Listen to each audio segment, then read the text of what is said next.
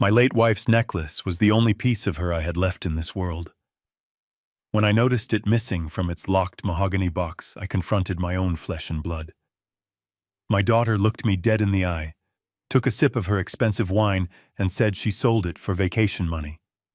But when I called the pawn shop to buy it back, the jeweler told me something that made my blood run cold. He said, "I did not buy it for the gold, Richard. I bought it for what was hidden inside the pendant." I had been married to Evelyn for 40 years, and I never even knew that locket could open. My name is Richard. I am 75 years old, a retired structural engineer from Boston. I spent my entire life building foundations, making sure things were strong enough to withstand any storm. But nothing could have prepared me for the storm that was brewing inside my own family.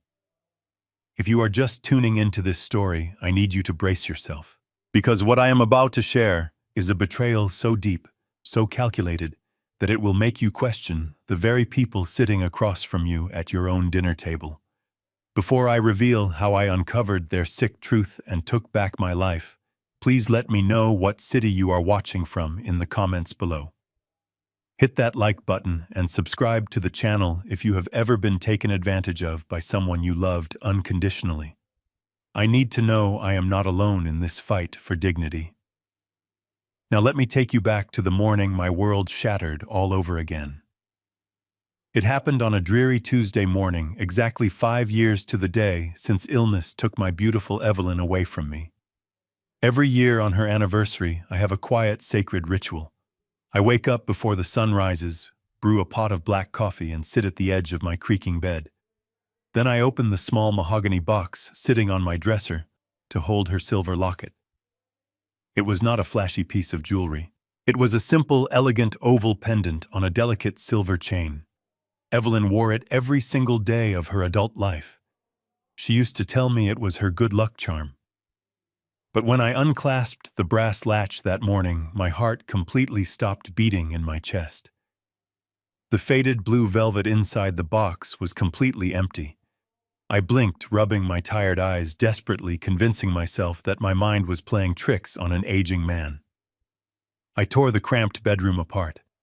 I checked under the heavy oak bed frame, pulled out all the wooden dresser drawers, and scoured the cold tile floor of the bathroom. I even checked the pockets of my winter coats. I found absolutely nothing. My mind, trained for 40 years in structural engineering, immediately began to calculate the variables. I never took the necklace out of the room. The windows were permanently locked from the inside. There were no signs of a break-in, which meant someone with a physical key had walked right into my personal space and taken the most valuable thing I owned, and there was only one other person in the entire world who possessed a key to my door. My only child, Stephanie. A sickening knot twisted deep in my stomach as I grabbed my heavy wool coat and stepped out into the biting morning wind. I walked across the sprawling, perfectly manicured lawn that separated my tiny, damp guest house from the massive stone mansion my daughter called home. Every step I took across that green grass felt heavier than the last, weighed down by years of bitter regret. You see, 4 years ago, I had a beautiful 4-bedroom house in Newton. It was the home Evelyn and I bought in our early 30s, the place where we raised Stephanie, a home completely paid off with decades of my sweat and long hours at the engineering firm. But then Stephanie and her husband Brad came to me in tears. They claimed Brad had hit a terrible financial snag with his investment firm. They swore they were about to lose everything and end up out on the street. I was a grieving widower who just wanted to protect his little girl. So I did what any loving father would do. I sold my entire life. I liquidated my sanctuary and handed them over $800,000 in cash. They used my life savings to buy this massive luxury estate building, a cramped 1-bedroom shed in the back corner of the yard for me to live in. They promised I would always be taken care of, that we would be a real loving family. But the exact moment the bank check cleared, I became an invisible ghost on their property. An inconvenience they only tolerated when they needed someone to watch the house or sign for their endless packages. I pushed through the heavy French doors of their kitchen without bothering to knock. The rich smell of expensive espresso filled the warm air. Stephanie was standing by the massive marble island, casually scrolling through her phone, perfectly dressed in her designer clothes. She did not even flinch when I walked in. I walked right up to her, my hands shaking with a mix of fresh grief and rising anger. I demanded to know where the necklace was. I asked her how she could possibly sink low enough to enter my room while I was sleeping and steal her own mother's memory. Stephanie finally lowered her phone. She did not look guilty. She did not look ashamed or even slightly apologetic. She simply let out an annoyed sigh, rolling her eyes, as if I had just interrupted a very important meeting to complain about the weather. She picked up a crystal glass of white wine from the counter, taking a slow, deliberate sip before setting it back down on the marble. I sold it.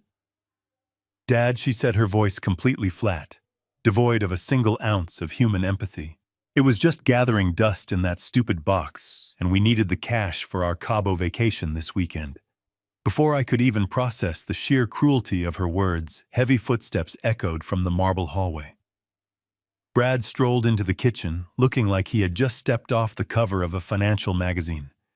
He was wearing his usual custom-tailored Italian suit, perfectly pressed without a single wrinkle, and a gold watch that probably cost more than my first 2 cars combined.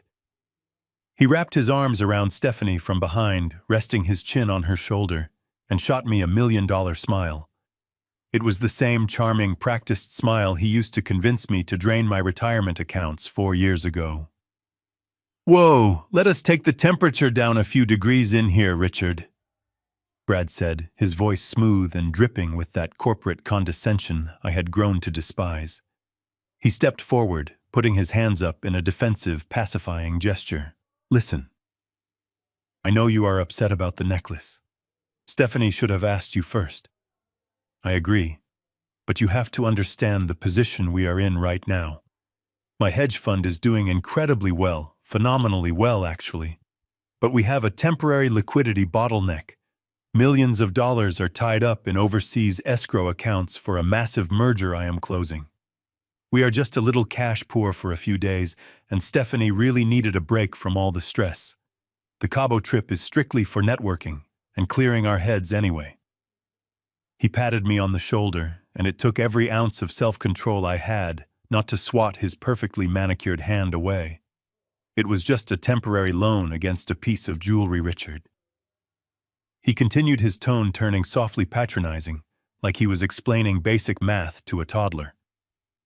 "As soon as the wire transfers clear on Tuesday, I will march straight down to that pawn shop and buy it back for you, I promise. You will have it back in your hands before you even know it is missing." I stood there looking between my daughter, who was casually picking at a plate of imported cheese, and my son-in-law, who smelled of expensive cologne and lies. I am a man who spent 4 decades wearing a hard hat, steel-toed boots, and reading blueprints in the freezing Boston rain. I built suspension bridges and load-bearing structures. I know exactly how to spot when a foundation is rotten, no matter how much expensive paint you slap over it. Brad was standing in a multi-million-dollar kitchen, wearing shoes that cost over $1,000, telling me he had to pawn my dead wife's simple silver locket for a few $1,000 in walking around money. The math simply did not add up.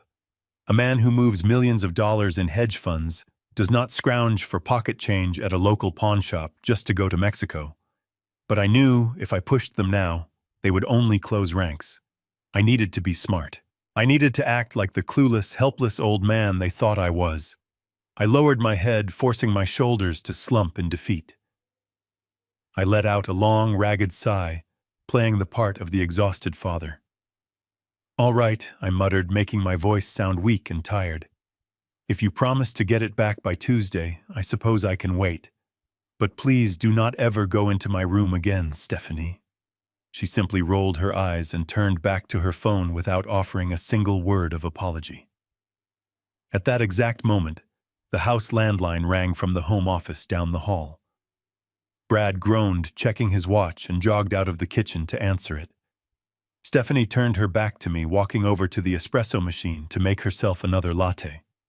Her designer leather handbag was sitting open on the marble island right next to where I was standing. My eyes darted down. Sticking out of the side pocket was a bright yellow piece of carbon paper. A pawnshop receipt. My heart began to hammer against my ribs. I did not have time to pull my phone out and take a picture, so I gently slid the receipt out with 2 fingers. I stared at the stamped ink. Rossi Fine Jewelers, downtown Boston. Item antique silver pendant. Payout $8,000. I quickly memorized the 10-digit phone number printed at the top. 312-555-0189. I repeated the 10-digit phone number printed at the top. 312-555-0189. I repeated the 10-digit phone number printed at the top. 312-555-0189. I repeated the 10-digit phone number printed at the top. 312-555-0189. I repeated the 10-digit phone number printed at the top. 312-555-0189. I repeated the 10-digit phone number printed at the top. 312-555-0189. I repeated the 10-digit phone number printed at the top. 312-555-0189. I repeated the 10-digit phone number printed at the top. 312-555-0189. I repeated the 10-digit phone number printed at the top. 312-555-0189. I repeated the 10-digit phone number printed at the top. 312-555-0189. I repeated the 10-digit phone number printed at the top. 312-555-0189. I repeated the 10-digit phone number printed at the top. 312-555-0189. I repeated the 10-digit phone number printed at the top. 312-555-0189. I repeated the 10-digit phone number printed at the top. 312-555-0189. I repeated the 10-digit phone number printed at the top. 312-555-0189. I repeated the 10-digit phone number printed at the top. 312-555-0189. I repeated the 10-digit phone number printed at the top. 312-555-0189. I repeated the 10-digit phone number printed at the top. 312-555-0189. I repeated the 10-digit phone number printed at the top. 312-555-0189. I repeated the 10-digit phone number printed at the top. 312-555-0189. I repeated the 10-digit phone number printed at the top. 312-555-0189. I repeated the 10-digit phone number printed at the top. 312-555-0189. I repeated the 10-digit phone number printed at the top. 312-555-0189. I repeated the 10-digit phone number printed at the top. 35-0189. I repeated the numbers in my head like a mantra. 312-555-0189. I slipped the yellow receipt back into her bag exactly as I had found it, just a second before she turned around with her steaming cup of coffee. "I will be in the guest house if you need me," I said quietly. She did not even say goodbye. I walked back across the freezing lawn, my mind racing a mile a minute. $8,000.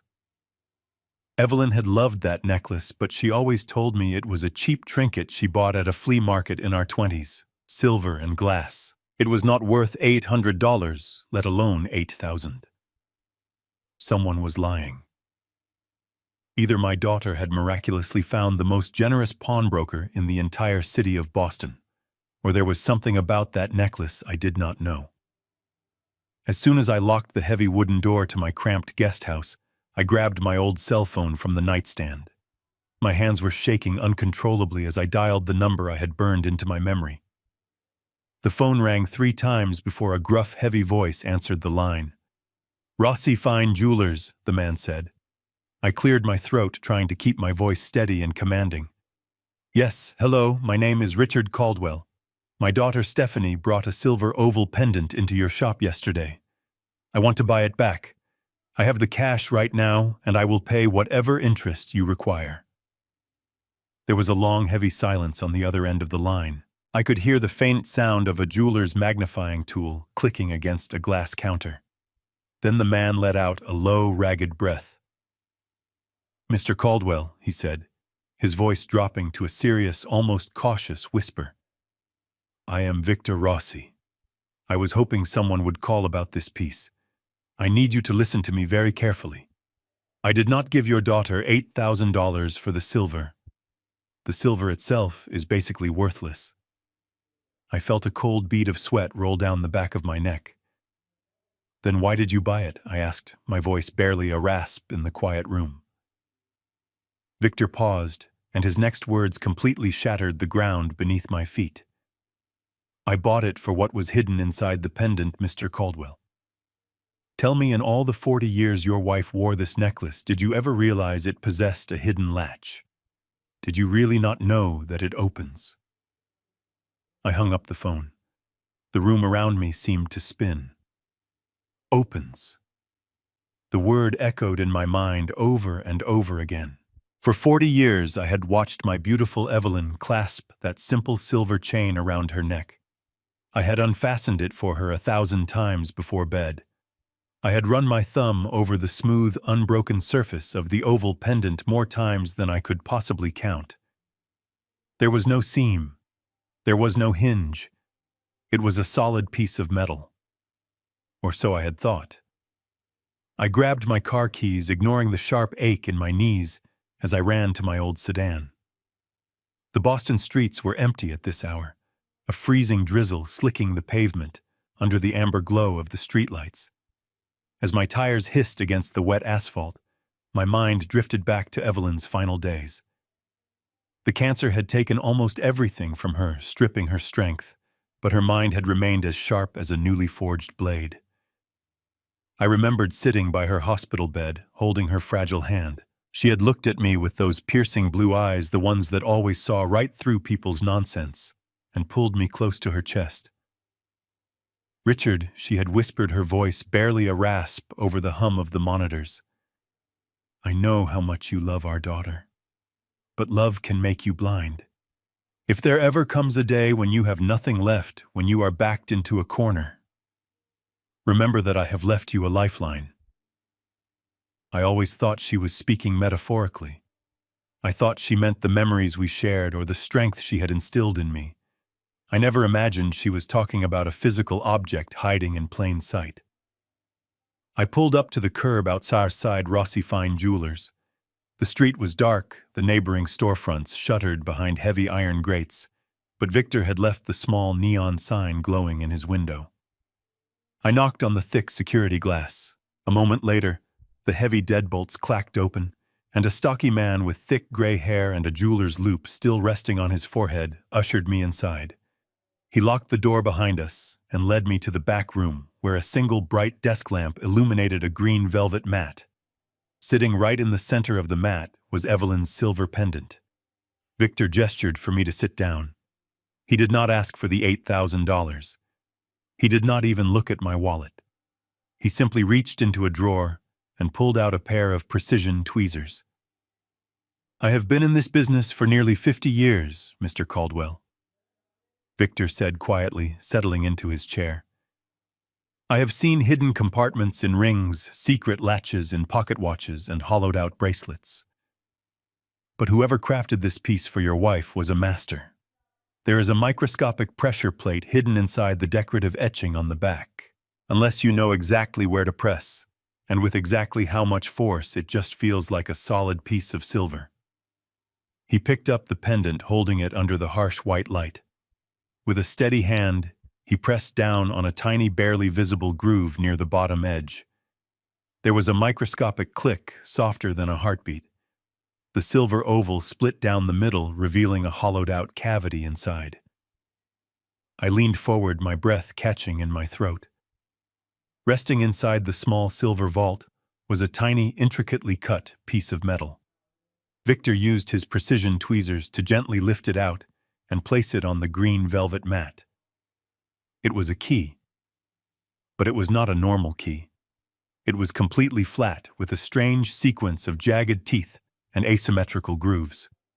Stamped onto the head of the key was a tiny sequence of numbers, 5294. I stared at the metal object, my mind racing to process what I was looking at.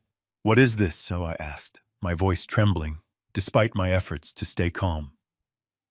Victor let out a slow breath, wiping his hands on a soft cloth. "That is a high-security safety deposit box key, Richard. The kind used by major banks for clients who require absolute privacy. It requires a dual authentication process to use. The physical key and a match at the vault. Your wife went to incredible lengths to hide this. She did not just want to keep it safe. She wanted to make sure no one could ever find it unless she wanted them to." I reached out, my thick, calloused fingers brushing against the cold metal. Evelyn had hidden a key inside a custom pendant and worn it every single day. She had known something was coming. She had anticipated a disaster years before it ever arrived. I picked up the key, feeling the weight of my wife's final secret in the palm of my hand. "I need to go to the bank," I whispered almost to myself. "I need to find out what she left for me." Victor reached across the desk and gently placed his hand over mine, stopping me from putting the key in my pocket. His expression was dead serious, the lines on his face deepening under the harsh desk lamp. "Mr. Caldwell," he said, his voice dropping to a grave whisper, "you need to be very careful. Whoever sold this to me did not just want the cash. Look very closely at the back of the pendant." I leaned in, squinting under the light. There near the top latch were fresh, jagged scratches. The silver was completely chewed up, the metal warped and discolored by intense heat. "Someone tried to drill this silver locket open with a power tool before bringing it to me," Victor warned. "They could not break the mechanism, so they brought it to a professional. They wanted this key badly." I left Victor Rossi in his dusty back room, the tiny piece of jagged metal burning a hole in my coat pocket. I did not drive back to the guest house. I could not bear the thought of being anywhere near that sprawling mansion, knowing the monsters who lived inside it were sleeping soundly while my entire reality crumbled. Instead, I drove to the waterfront. I parked my old sedan facing the harbor, watching the freezing rain slowly transition into a pale gray dawn. I sat there for hours, running my calloused thumb over the asymmetrical teeth of Evelyn's key. My mind, conditioned by 40 years of engineering, began to break the situation down. I needed to understand the hidden mechanics of my own life. When you build a skyscraper, you do not just stack steel and glass and hope for the best. You calculate stress loads. You anticipate the sheer force of hurricane winds. You look for microscopic stress fractures in the foundation before they spread. I had spent my adult life identifying weak points in physical structures, preventing catastrophic failures. Yet I had completely failed to see the rot spreading through the foundation of my own family. Stephanie and Brad were not just greedy. Greedy people ask for more money, but taking a power tool to a dead woman's locket. That was the panicked action of a structure collapsing under its own weight. Whatever they were hiding was massive, and Evelyn had anticipated it. By 8:45 in the morning, I was parked outside the First National Bank of Boston. It was a massive building constructed from solid blocks of limestone and granite. As I walked up the concrete steps, my eyes analyzed the columns framing the entrance. They were load-bearing, designed to project absolute permanence and unbreakable security. That was exactly why Evelyn chose this place. She wanted her secrets protected by reinforced steel and solid concrete. She knew I would need a fortress to protect the truth. At exactly 9 o'clock, a guard unlocked the heavy glass doors. I was the first customer inside. The main lobby was a cavernous space of polished marble and hushed voices. I bypassed the standard teller lines and walked directly toward the private banking offices. A young receptionist with a polite smile asked how she could help me. I reached into my pocket, placed the jagged key on her polished mahogany desk, and told her I needed to access the high-security deposit boxes. I gave her the box number engraved on the metal, 5294. Her smile faltered for a fraction of a second. It was a microscopic shift in her expression, but my trained eyes caught it immediately. She quickly composed herself, asked for my identification, and told me to wait. I handed her my driver license. She picked up the key and the license, her hands trembling, and disappeared down a carpeted hallway. I stood in the quiet lobby, the ticking of a wall clock echoing in the silent space. Every second felt like an hour. I analyzed the layout of the bank. Security cameras were positioned at overlapping angles, leaving zero blind spots. The doors leading to the vault required keycard access and biometric scanners. This level of security was not cheap. Evelyn had gone to extraordinary lengths to ensure no one could simply talk their way into her box. She had built a structural fail-safe for my life. 10 minutes passed. Finally, the heavy wooden door at the end of the hallway opened. It was not the receptionist who returned. It was a tall, distinguished man in a tailored gray suit. His silver name tag identified him as the branch manager. But he did not look like a man greeting a valued client. He looked like a man who had just seen a ghost. His face was entirely devoid of color, and he was clutching a thick manila folder tightly against his chest. He stopped a few feet away, his eyes darting nervously. "Mr. Caldwell," he said, his voice tight and completely lacking the usual polished warmth of a banker. "Please come with me into my private office right now." I followed him into a soundproof glass room. He closed the heavy door behind us and locked it with a sharp click. He did not offer me a seat. He walked behind his mahogany desk and placed the folder down, taking a deep breath. He looked at my driver license, then down at the jagged key, and finally up at my face. He was studying me intensely, searching my eyes, looking for any sign of confusion or cognitive decline. I stood perfectly straight, my shoulders squared, meeting his gaze with the cold focus of a man in control of his faculties. "Is there a problem with the vault?" I asked, keeping my voice low and dangerously calm. "I have the physical key, and my name is on the account alongside my late wife. I am here for what is mine." The branch manager swallowed hard, loosening his silk tie just a fraction. "It is not the vault, Mr. Caldwell," he said quietly. "The physical key is indeed the final piece required to access box 5294. But I have to ask you a very difficult question. Are you currently under the care of a neurologist? Are you experiencing severe memory loss or disorientation?" I narrowed my eyes, feeling a fresh wave of cold fury rising in my chest.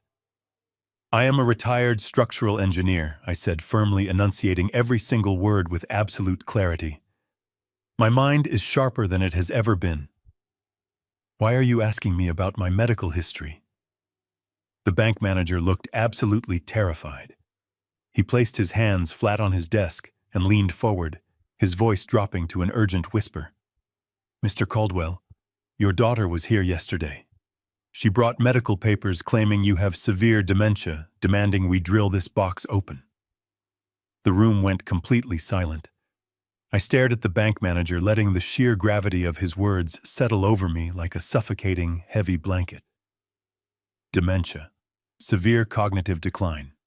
My own daughter, the child, I had rocked to sleep. The girl I had worked 50-hour weeks to send to a prestigious private college had forged medical documents to declare me legally insane. She had walked into this very building, looked this manager in the eye, and tried to strip away my fundamental human rights just to bypass a security protocol. The betrayal was so profound, so intensely agonizing, that for a fleeting second, I could not draw air into my lungs. The room spun, the polished mahogany desk blurring at the edges. But then the cold, calculating mind of the structural engineer took over. I did not yell. I did not break down in tears. I simply reached across the desk, picked up my driver license, and placed it back in my leather wallet with slow, deliberate precision. I looked the manager dead in the eye. "I am not dead," I said, my voice steady and hard as solid granite. "And I am most certainly not insane. I am standing right here in front of you with the physical key demanding access to my property. If my daughter returns to this branch with any more forged documents, I expect you to call the police immediately and have her arrested for fraud. Do we understand each other perfectly?" The manager swallowed hard, a bead of sweat forming on his brow as he nodded quickly. He stood up without another word, grabbing a heavy master key from his desk drawer, and gestured for me to follow him. We walked out of the office and down another long corridor, passing through 2 heavy steel doors that required his biometric thumbprint scan. We entered the main vault, a massive echoing room lined floor to ceiling with brushed steel safety deposit boxes. He led me to a restricted section near the back, pointing to a small rectangular door, stamped with the numbers 5294. I handed him the jagged piece of metal. He inserted his master key into the left slot, and Evelyn's hidden key into the right slot. He turned them both at the exact same time. The heavy internal locks clicked in perfect unison. He slid out a long, dark metal container, handed it to me, and pointed to a small private viewing booth in the far corner of the room. He told me to take all the time I needed. I walked into the small booth, closing the heavy velvet curtain behind me. I set the metal box down on the small glass table. My hands were shaking again, my calloused fingers trembling as I reached for the latch. For 5 years, I had mourned my wife, believing her final days were spent entirely in a haze of pain medication and quiet acceptance. I slowly lifted the lid of the box. The smell of old paper and Evelyn's faint, familiar lavender perfume drifted up, hitting me straight in the chest. Inside, there were no gold bars, no stacks of emergency cash, and no priceless family heirlooms. There was only a thick, heavy manila envelope and a small silver USB drive sitting neatly beside it. I picked up the envelope. Written across the front in Evelyn's elegant, sweeping cursive were 3 words: "For Richard's eyes." I traced my thumb over her handwriting, a fresh wave of blinding grief washing over me. Evelyn was the sharpest person I had ever known. While I spent my life looking at blueprints and physical structures, Evelyn looked at people. She could read a person's character within 5 minutes of meeting them. She never trusted Brad. From the very first day Stephanie brought him home strutting into our modest living room in his designer suit, Evelyn had warned me. She told me his smile did not reach his eyes. She told me his stories about massive financial acquisitions sounded rehearsed, like a man reciting lines from a movie rather than living a real life. I had brushed off her concerns, telling her to give the boy a chance. I wanted Stephanie to be happy. I wanted to believe my daughter had found a good man who could provide for her. I was an absolute fool. I broke the wax seal on the envelope and pulled out a stack of dense, heavily redacted documents. The first page bore the official letterhead of an elite private investigation firm based in Chicago. The date stamped at the top was from 6 years ago, exactly 1 year before Evelyn passed away. While she was battling her terminal illness, while I was working double shifts to pay the mounting medical bills, my brilliant dying wife had secretly hired a high-level investigator to dig into the man who was sleeping next to our daughter.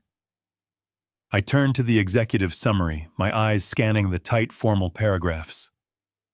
The investigator had done a comprehensive dive into Brad's background, his financial history, and the supposed hedge fund he claimed to manage. Paragraph after paragraph, the illusion Brad had constructed was systematically torn to shreds. There was no hedge fund. There were no massive corporate mergers or overseas escrow accounts.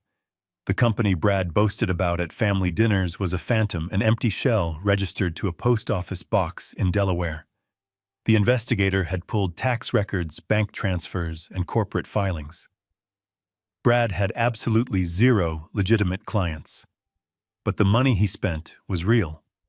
The expensive cars, the custom suits, the lavish vacations, the funds were coming from somewhere. I turned to the next page, my heart pounding so hard I could hear it echoing in the tiny viewing booth.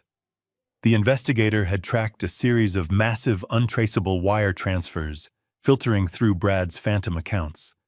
The money was being funneled into real estate acquisitions, luxury car dealerships, and high-end art galleries, only to be sold at a massive loss and washed back into the banking system completely clean. I read the final conclusion of the private investigator, and all the blood drained from my face, leaving me cold and numb. Brad was not an investment banker. He was a professional money launderer. He was cleaning massive amounts of dirty cash. And the source of those funds was not local criminals or petty thieves. According to the sealed federal documents the investigator had managed to uncover, Brad was washing millions of dollars for a highly organized, ruthlessly violent narcotics cartel operating out of Mexico. He was not going to Cabo for a networking trip. He was going to meet his handlers. I gathered the thick stack of papers and the small silver flash drive, placing them carefully back into the heavy manila envelope. I thanked the bank manager, who was still standing pale and silent by the vault door, and walked out into the freezing Boston morning. The icy wind off the harbor bit into my face, but I barely felt the cold. A strange, suffocating numbness had settled deep into my bones. The man my daughter married was not just a greedy, arrogant fraud. He was a criminal deeply embedded with a ruthless international cartel. And my own daughter was either incredibly blind or entirely complicit. I unlocked the heavy door of my old sedan, slid into the worn driver's seat, and locked the doors behind me. I turned the key in the ignition, letting the heater blast, as I spread the dense pile of investigative documents across the passenger seat.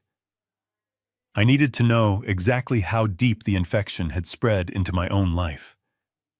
I flipped through the pages of the private investigator report, tracing the complex web of shell companies and offshore accounts. But as I dug deeper into the financial records, the focus shifted from the illicit operations of Brad to my own personal finances. 2 years ago, on a quiet Sunday afternoon, Brad had invited me into his lavish home office. He poured me a glass of expensive scotch and sat me down with a perfectly bound presentation. He told me that leaving my life savings and retirement pension in a standard bank account was a massive mistake. With inflation and market volatility, he claimed my money was slowly bleeding away. He offered to roll my entire portfolio into his elite hedge fund, promising me a guaranteed, risk-free return that would double my nest egg in 5 years. He looked me in the eye and said he wanted to make sure his father-in-law never had to worry about a single medical bill or repair cost for the rest of his life. I was an engineer. I understood physics, materials, and mathematics. I did not understand the predatory world of high finance. I trusted him because he was family. I trusted him because I wanted to believe that the sacrifices I made for my daughter had resulted in a secure, loving environment. So like an absolute fool, I signed the authorization forms. I gave him complete managerial control over my pension, my remaining retirement funds, and the modest savings Evelyn and I had built over 40 years of hard work. As I sat in my freezing car reading the stark black and white text of the financial audit, I realized Brad had not invested a single dime of my money into any legitimate fund. He had used my pristine credit and my life savings to artificially inflate his own liquidity, covering up massive losses he had incurred while trying to wash the dirty money for the cartel. He had bled me dry to keep his dangerous handlers off his back. My chest tightened with a sickening dread as I reached the bottom of the pile. There was a separate, slightly thinner folder tucked inside the main envelope. The label printed across the top tab was the exact street address of the sprawling estate where Stephanie and Brad lived. Where I lived. I opened the folder, my calloused fingers trembling, as I pulled out a thick stack of legal deeds, property tax records, and bank loan agreements. When I originally gave them the $800,000 to buy the mansion, the explicit written agreement was that the small guest house in the backyard would be deeded entirely in my name. It was supposed to be my permanent, untouchable sanctuary. A place where I could live out my final years in peace, legally insulated from any financial mistakes they might make. I scanned the documents, my eyes darting across the complex legal jargon until I found the original property deed. My name was there just as it was supposed to be, but attached beneath it was a second document dated just 6 months ago. It was a secondary mortgage agreement. Brad had somehow bypassed the legal safeguards, using his fraudulent financial networks and likely forging my signature on a stack of digital authorizations. He had leveraged the entire property, including my guest house, to secure an emergency commercial loan. He had borrowed millions of dollars against the physical equity of the estate. I turned to the final page in the folder, and the last shred of my reality completely shattered. It was a formal, aggressively worded letter from a major commercial lending bank. The header was printed in bold, undeniable red ink. Notice of default and intent to foreclose. Brad had not made a single mortgage payment in over 4 months. The bank was initiating the legal process to seize the entire estate, including my small house in the backyard, to recoup their massive losses. The walls of my car felt like they were shrinking, closing in on me as the sheer magnitude of the betrayal fully registered in my mind. They had not just stolen the necklace belonging to my wife. They had not just stolen my life savings. They had systematically stripped away every single layer of my security, leaving me completely exposed to the brutal consequences of their criminal actions. I looked at the red ink on the foreclosure, warning the letters blurring together as my pulse pounded in my ears. The guest house I lived in had been secretly mortgaged to the absolute maximum limit. I was sitting in my car, staring at the cold, hard proof that my own daughter and her husband had knowingly rendered me technically homeless. I had spent my entire adult life building solid foundations to protect my family, only to realize I was standing on a trapdoor. And Stephanie, my own flesh and blood, was the one happily holding the heavy wooden lever. I did not stay in that freezing car a moment longer. The shock and the despair that had momentarily paralyzed me quickly crystallized into a cold, hard anger. I turned the ignition key, the engine of my old sedan roaring to life, and slammed my foot on the gas pedal. I knew I could not fight this alone. I was an engineer, a man who dealt in the laws of physics and concrete, not the shadowy, deceptive world of international money laundering and high-level property fraud. If my own daughter and her criminal husband were willing to forge medical documents, to declare me insane and secretly mortgage the roof over my head to pay off a cartel, they would not hesitate to destroy me completely. I needed someone who understood the architecture of the law. I needed a legal bulldozer. I navigated the slick, rain-washed streets of downtown Boston, heading straight for the financial district. My destination was a towering skyscraper of steel and glass housing one of the most prestigious estate law firms in the state. On the 42nd floor sat Jonathan Pierce. Jonathan and I had known each other for exactly 40 years. We met when we were both young men struggling to build our careers and provide for our growing families. While I was pouring concrete on construction sites, Jonathan was burning the midnight oil in law school. Over the decades, he had built a reputation as a ruthless, brilliant attorney specializing in high-level estate law, complex trusts, and corporate asset protection. He was the godfather to Stephanie. He had watched her grow up. He was also the man who helped Evelyn and me draft our original wills. If there was anyone on this earth who could untangle the venomous web Brad had spun, it was him. I parked in the underground garage, ignoring the VIP reserved signs, and took the express elevator up. When the polished doors slid open, I marched past the plush reception area and the protests of the young paralegals, pushing my way directly into Jonathan's corner office. He was sitting behind a massive oak desk, reviewing a thick binder but he dropped his reading glasses the second he saw my face. He knew me too well. He knew I was not a man prone to panic or sudden interruptions. I must have looked like a dead man walking. "Richard, what on earth is going on?" Jonathan asked, instantly standing up and rushing around his desk to guide me to a leather armchair. "You are pale as a ghost. Are you having a medical emergency?" I did not sit down. I could not sit. The adrenaline was pumping too fiercely through my veins. "I am not sick, Jonathan," I said, my voice trembling with a mixture of rage and sheer exhaustion. "But my life as I know it is completely gone." I unzipped my heavy coat, pulled out the thick manila envelope, and dumped the entire stack of private investigator reports, forged property deeds, and the terrifying foreclosure notice directly onto the center of his immaculate desk. Then I reached into my pocket and carefully placed the small silver USB drive right next to the papers. I told him everything. I spoke rapidly, not leaving out a single detail. I told him about the missing necklace, the $8,000 pawn shop receipt, the hidden key inside the pendant, and the terrifying conversation with the bank manager who confirmed Stephanie had tried to declare me legally incompetent just 24 hours prior. I watched the color slowly drain from Jonathan's face as he picked up the foreclosure notice and read the red ink. He scanned the private investigator summary detailing Brad's involvement with cartel money laundering, his jaw tightening into a hard, rigid line. For 40 years, Jonathan had been a calm, collected professional. But reading the evidence of what his own goddaughter had done to his best friend brought a flash of pure, unadulterated fury to his eyes.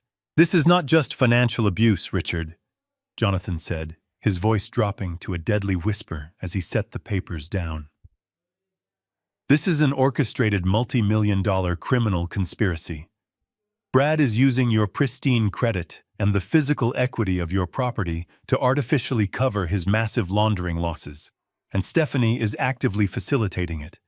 If he defaults on these cartel debts, they will not just take the house. They will come for him, and by extension, anyone tied to his accounts. That means you." He looked down at the silver USB drive resting on the polished wood. "We need to see what else Evelyn found," he said firmly. He did not plug it into his network computer. He walked over to a locked filing cabinet and pulled out a heavy, air-gapped laptop. It was a secure machine, completely disconnected from the internet, designed to view highly sensitive or potentially compromised files without risking the firm's main servers. He set it on the desk, booted it up, and inserted the small silver drive. The screen illuminated, casting a pale blue glow over the dark office. A single window popped up. There were no hidden folders or encrypted document trails. There was only one file on the entire drive. It was a high-definition video file simply titled with my name. Jonathan clicked the mouse and the video player opened. My breath completely stopped in my throat. There she was. My beautiful Evelyn. The video was clearly recorded years ago in the bright sunroom of our old house in Newton. She looked tired, the early signs of her illness showing in the slight hollows of her cheeks, but her piercing blue eyes were as sharp and commanding as ever. She was looking directly into the camera lens, her hands folded neatly in her lap. "Hello, my strong, stubborn husband." Evelyn's voice filled the quiet office, the familiar gentle cadence bringing a sudden burning sting of tears to my eyes. "If you are watching this video, it means the fail-safes I put in place have been triggered. It means Brad has finally made his final move, and you have found the key. I am so sorry I could not tell you this while I was alive, Richard. But you loved our daughter too much. You would have confronted them immediately, and Brad would have destroyed you before you had the evidence to defend yourself. I had to let him think he was winning, so he would make a mistake." She took a slow, deep breath, her expression turning incredibly serious. "You know about the fraud now. You know about the house. But there is one piece of the puzzle you have not seen yet, and it is the most dangerous part of his plan. Richard, if you are watching this, Brad has made his final move. Look at the life insurance policy I hid in page 10. The video abruptly cut to black, leaving only the low, steady hum of the secure laptop cooling fan and the sound of my own ragged breathing in the dim office. For a long moment, neither Jonathan nor I said a single word. The ghost of my wife had just reached out from across the grave, pointing a steady, accusatory finger directly at the man who was systematically destroying our family. Jonathan was the first to break the heavy silence. His chair groaned as he leaned forward, his hands practically tearing through the thick manila envelope to grab the private investigator report. His experienced fingers rapidly flipped through the dense stack of papers, bypassing the property deeds and the bank statements, hunting for the specific page Evelyn had mentioned. He stopped at page 10. I watched his eyes rapidly scan the dense text, darting back and forth across the page before widening in sheer absolute disbelief. He slowly slid the document across the polished oak desk toward me. It was a copy of a corporate contract bearing the seal of one of the largest, most aggressive life insurance conglomerates in the country.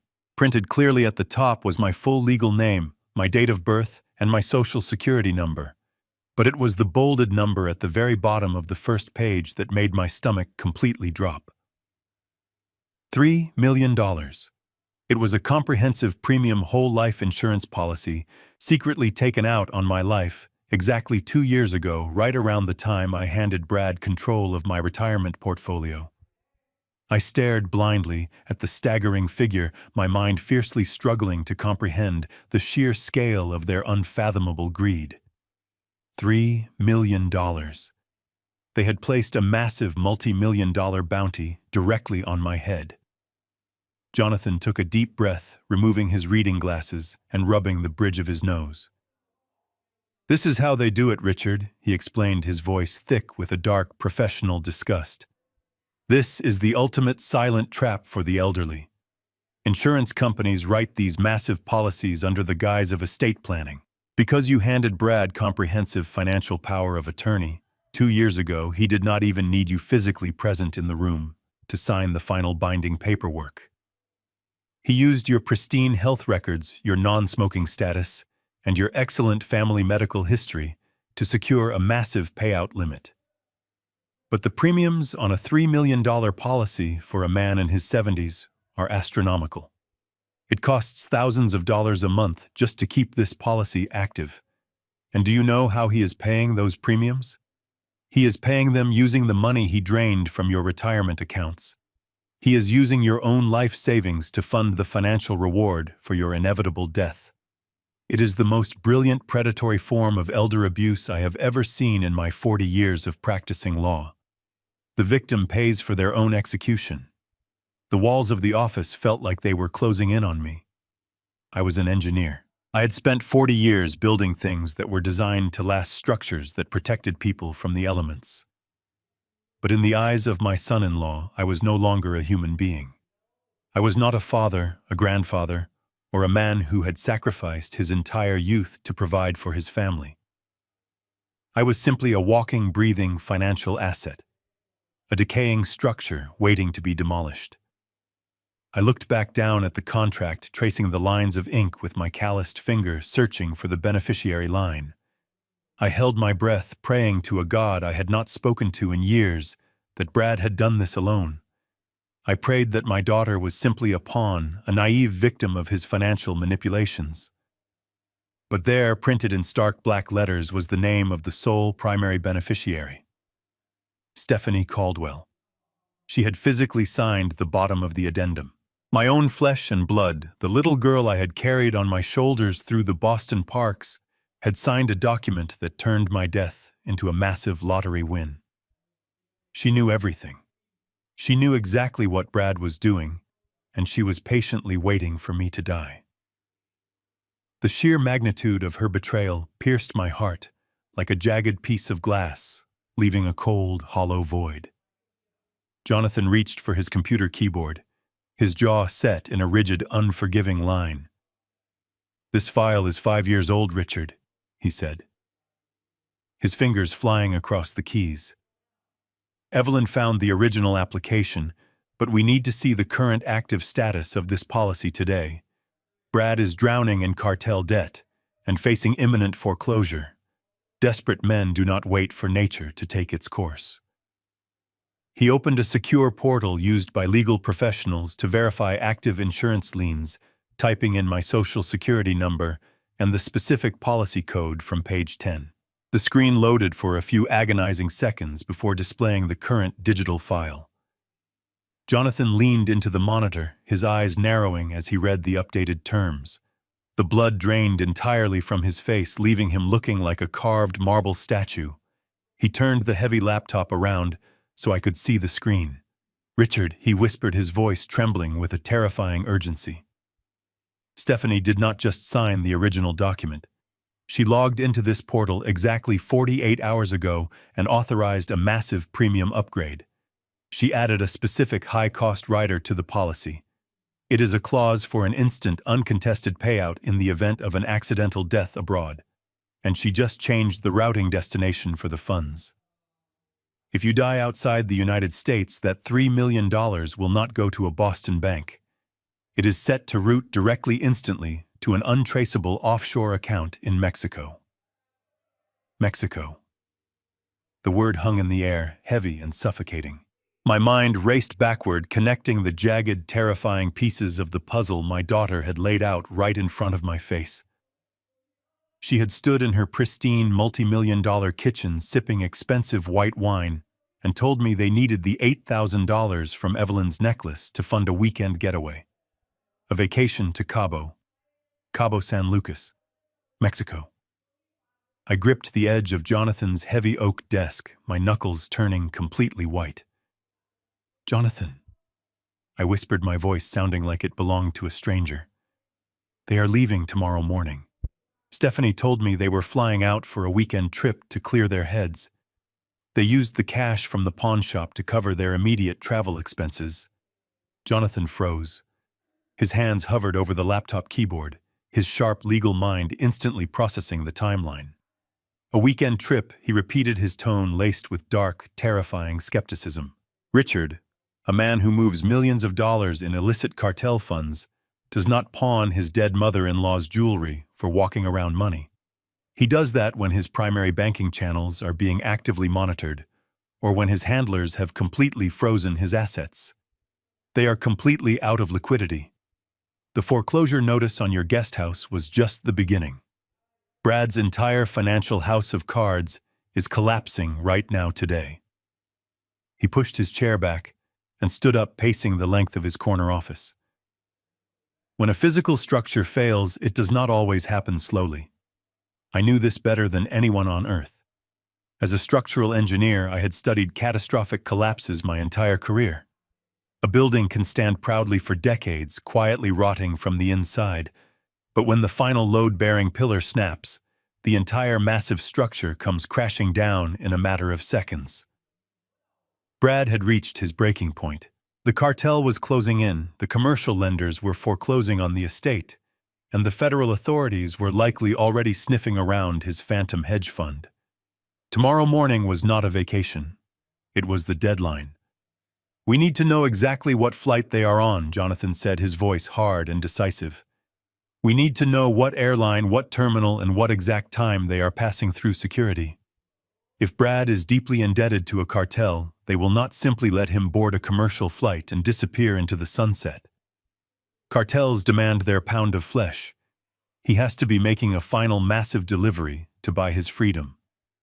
Jonathan walked over to his heavy wooden door, locked the deadbolt with a sharp click, and pulled a secondary encrypted cell phone from his inner suit pocket. Over his 40 years in high-level estate and corporate law, he had built a formidable network of contacts. Private investigators, forensic accountants, and people who operated in the quiet gray areas of the legal system. He dialed a number, holding the phone close to his ear. I sat frozen in the leather armchair, listening to the frantic, echoing pounding of my own heart. "I need a massive favor, and I need it right this second," Jonathan said into the receiver, his tone leaving absolutely no room for negotiation. "I need you to pull the international flight manifests out of Boston Logan for tomorrow morning. I am looking for 2 specific passengers, Brad and Stephanie Caldwell. Destination Cabo San Lucas or anywhere else in Mexico. Call me back the second you have it." He ended the call and tossed the phone onto the desk. The silence in the office became completely unbearable. I looked down at the life insurance contract still resting on the polished wood. $3 million. They had priced my life, my memories, and my blood at $3 million. I thought about Stephanie as a little girl holding my hand tightly as we walked through the snow to buy hot chocolate. I thought about the thousands of hours I spent shivering on freezing construction sites just to pay for her piano lessons and her expensive private school tuition. I had built my entire life around protecting her, and in return, she had meticulously built a trapdoor right under my feet. The tension in the room was so thick you could cut it with a knife. The clock was ticking down, and I was sitting helplessly in the crosshairs of a loaded weapon. 10 agonizing minutes passed like an absolute eternity. Finally, the encrypted cell phone on the desk buzzed a harsh, vibrating sound that made my entire body jump. Jonathan snatched it up, putting it on speakerphone and setting it down between us. "I have the manifest," a raspy, distorted voice echoed from the small speaker. "They are booked on an Aeromexico flight out of Terminal E. Flight leaves at 9:15 tomorrow morning. 2 first-class tickets." Jonathan leaned forward, resting his hands heavily on the desk. "Send me the full itinerary to my secure email. I need to see their exact return date." There was a long, heavy pause on the other end of the line. I heard the faint clicking of a computer mouse. "I do not need to send an email for that, Mr. Pierce," the voice replied softly. Jonathan looked at the phone, his brow furrowing in deep confusion.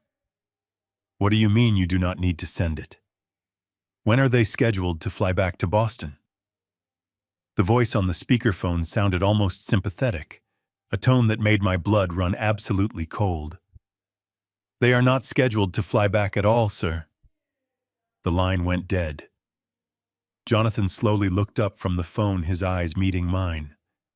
The color drained entirely from his face, leaving him looking as pale as a ghost. He swallowed hard, the terrifying reality of the situation finally snapping into crystal-clear focus. "Richard," he whispered, his voice trembling with a mixture of horror and profound dread. "They did not book a return flight. It is a one-way ticket. They are fleeing the country." Fleeing the country. The words echoed in the silence of Jonathan's office like the heavy strike of a judge's gavel. My mind raced, pulling together the scattered fragments of the last 24 hours. The pawned necklace. The forged medical documents declaring me incompetent. The heavily mortgaged guest house. The $3 million life insurance policy routed to Mexico. And now a one-way ticket to Cabo San Lucas. They were abandoning a sinking ship, and they had chained me to the steering wheel. I sank back into the leather armchair, feeling the sheer weight of their malice. But as the initial shock began to subside, my engineering mind started searching for the structural flaw in their plan. A dangerous, jagged piece of the puzzle was still entirely missing. I looked at Jonathan, still staring at the encrypted cell phone on his desk. "Jonathan," I said, my voice cutting through the heavy silence in the room. "Why do they need me to drive them to the airport tomorrow morning?" Jonathan blinked, shaking his head slowly. "What do you mean, Richard?" "Families drive each other to the airport all the time. It is a completely normal request." I leaned forward, gripping the edge of his oak desk. "Not my family," I replied, a bitter truth settling into my bones. "Stephanie has not asked me for a single favor that did not involve money in 4 years. Whenever they travel, Brad hires a private black car service. He refuses to ride in my old sedan. But last night, Stephanie knocked on the door of my guest house. She put on her sweetest smile and begged me to drive them to Terminal E. She said she wanted us to spend quality time together before they left." Jonathan's brow furrowed in deep concentration. The legal gears in his mind were turning rapidly. He picked up the private investigator report, again scanning the paragraphs about Brad's illicit networks. "Richard," he murmured, his tone turning incredibly dark. "You have to understand how these criminal syndicates operate. Cartels do not just let you walk away because your bank accounts are frozen. They do not accept resignations. Brad owes them millions in unwashed capital. If he is fleeing to Mexico, he is not going there to hide on a beach. He is making one final massive physical delivery to buy his freedom before disappearing completely. When electronic banking channels are monitored by federal authorities, these organizations revert to the oldest method of transfer: physical smuggling. The air in the room suddenly felt dangerously thin. I closed my eyes, visualizing the chaotic environment of an international airport terminal. The long lines, the armed security personnel, the X-ray scanners, and the sniffer dogs. It is an impenetrable fortress for a man carrying illicit contraband. Unless that man has a decoy, a distraction, a completely unsuspecting target to absorb the full impact of the federal authorities while he slips quietly through the chaos. I opened my eyes, the horrifying reality finally snapping into devastating focus. The $3 million life insurance policy, the forged dementia papers, the sudden desire for fatherly bonding on a Tuesday morning. It all formed a perfectly engineered load bearing structure of absolute betrayal. They did not just want to leave me homeless. That was merely a byproduct of their greed. They needed a sacrificial lamb. If Brad was carrying millions in dirty cash, he could never risk taking it through the security checkpoint himself. He is a known entity with frozen accounts and a crumbling corporate facade. But an elderly 75-year-old man, a grandfather walking with a slight limp, carrying a heavy bag for his beloved daughter, I would be completely invisible to the profiling agents. And if the bag was flagged, if the X-ray scanners detected the currency, Brad and Stephanie would be standing 30 feet away. They would feign absolute ignorance. They would use the forged documents to claim I was suffering from severe cognitive decline, that I had packed the wrong bag, or that I was completely delusional. I looked at Jonathan, my hands trembling not from fear, but from a blinding, overwhelming rage. They are not just using me as a free taxi ride, I whispered, my voice vibrating with a dark, terrible certainty. They are going to hand me a piece of luggage. They will ask me to carry it into the terminal right up to the federal security checkpoint. I felt the cold sweat break out across my forehead as the final, most sinister layer of their plan revealed itself. If I am caught with a cartel shipment, the federal government will lock me away immediately.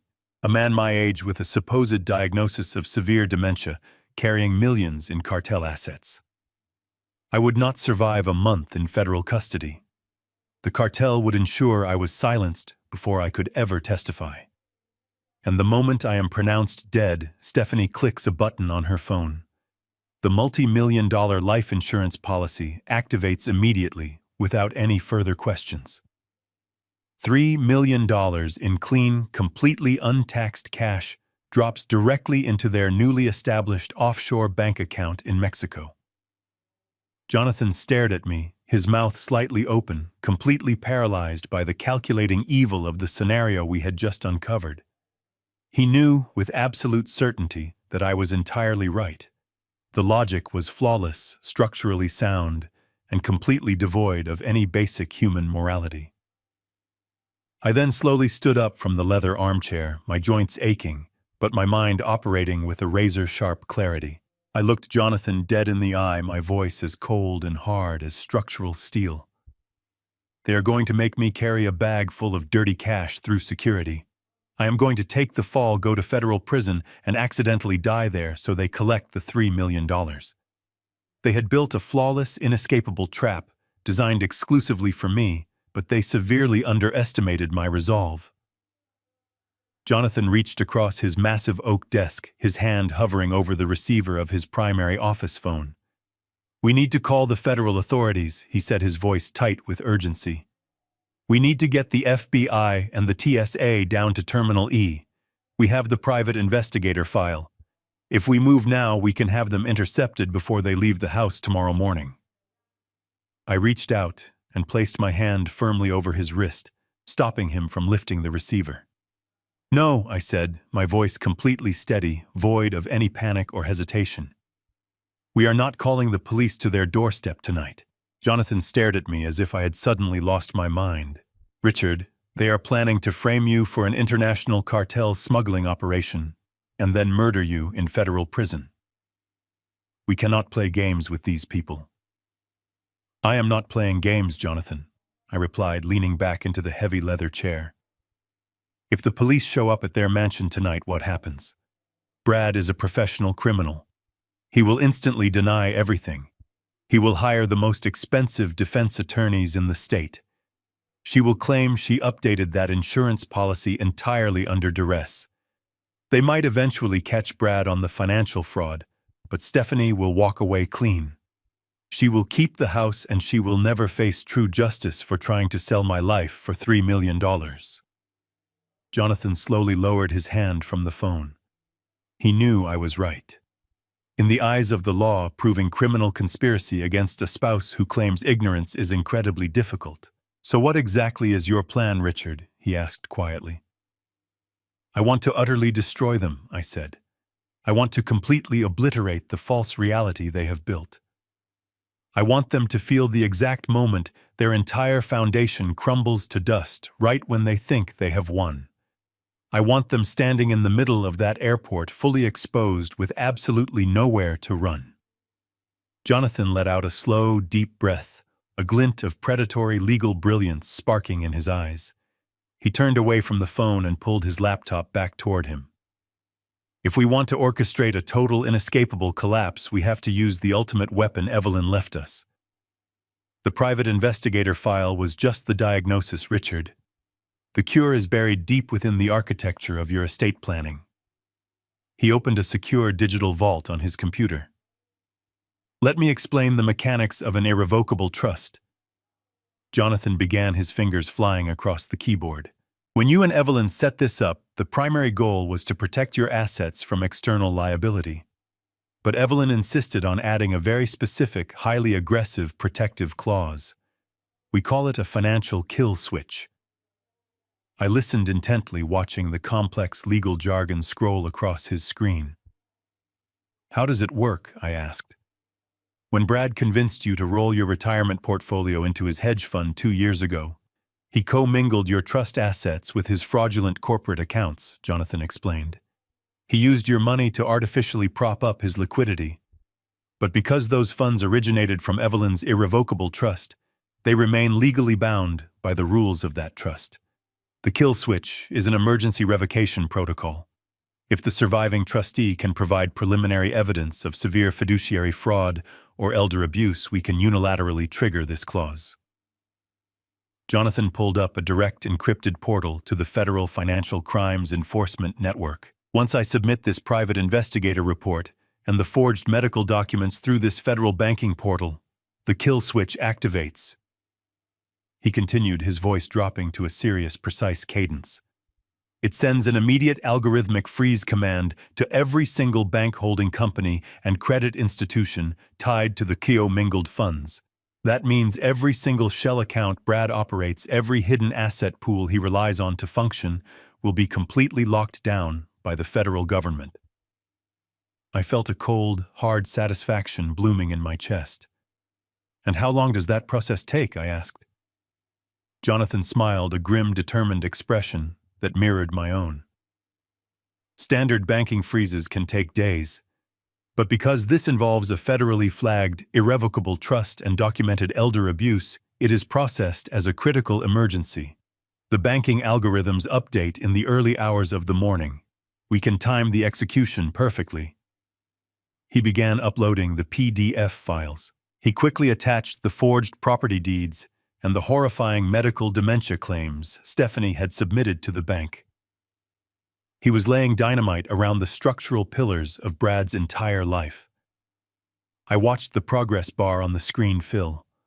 My heart was no longer racing with fear. It was beating with the steady, unstoppable rhythm of a man marching toward absolute justice. For 4 years I had lived quietly in the shadow of their massive estate. I had swallowed their disrespect, their lies, and their condescension because I foolishly believed in the enduring bond of family. What Stephanie and Brad had built was a slaughterhouse disguised as a home. The secure computer chimed. Jonathan bypassed the standard submit button and opened a secondary command terminal, inputting a specific time delay for the federal execution order. "We need them to be fully committed," I reminded him. "We need them standing at the ticket counter, holding the bags completely cut off from their escape routes."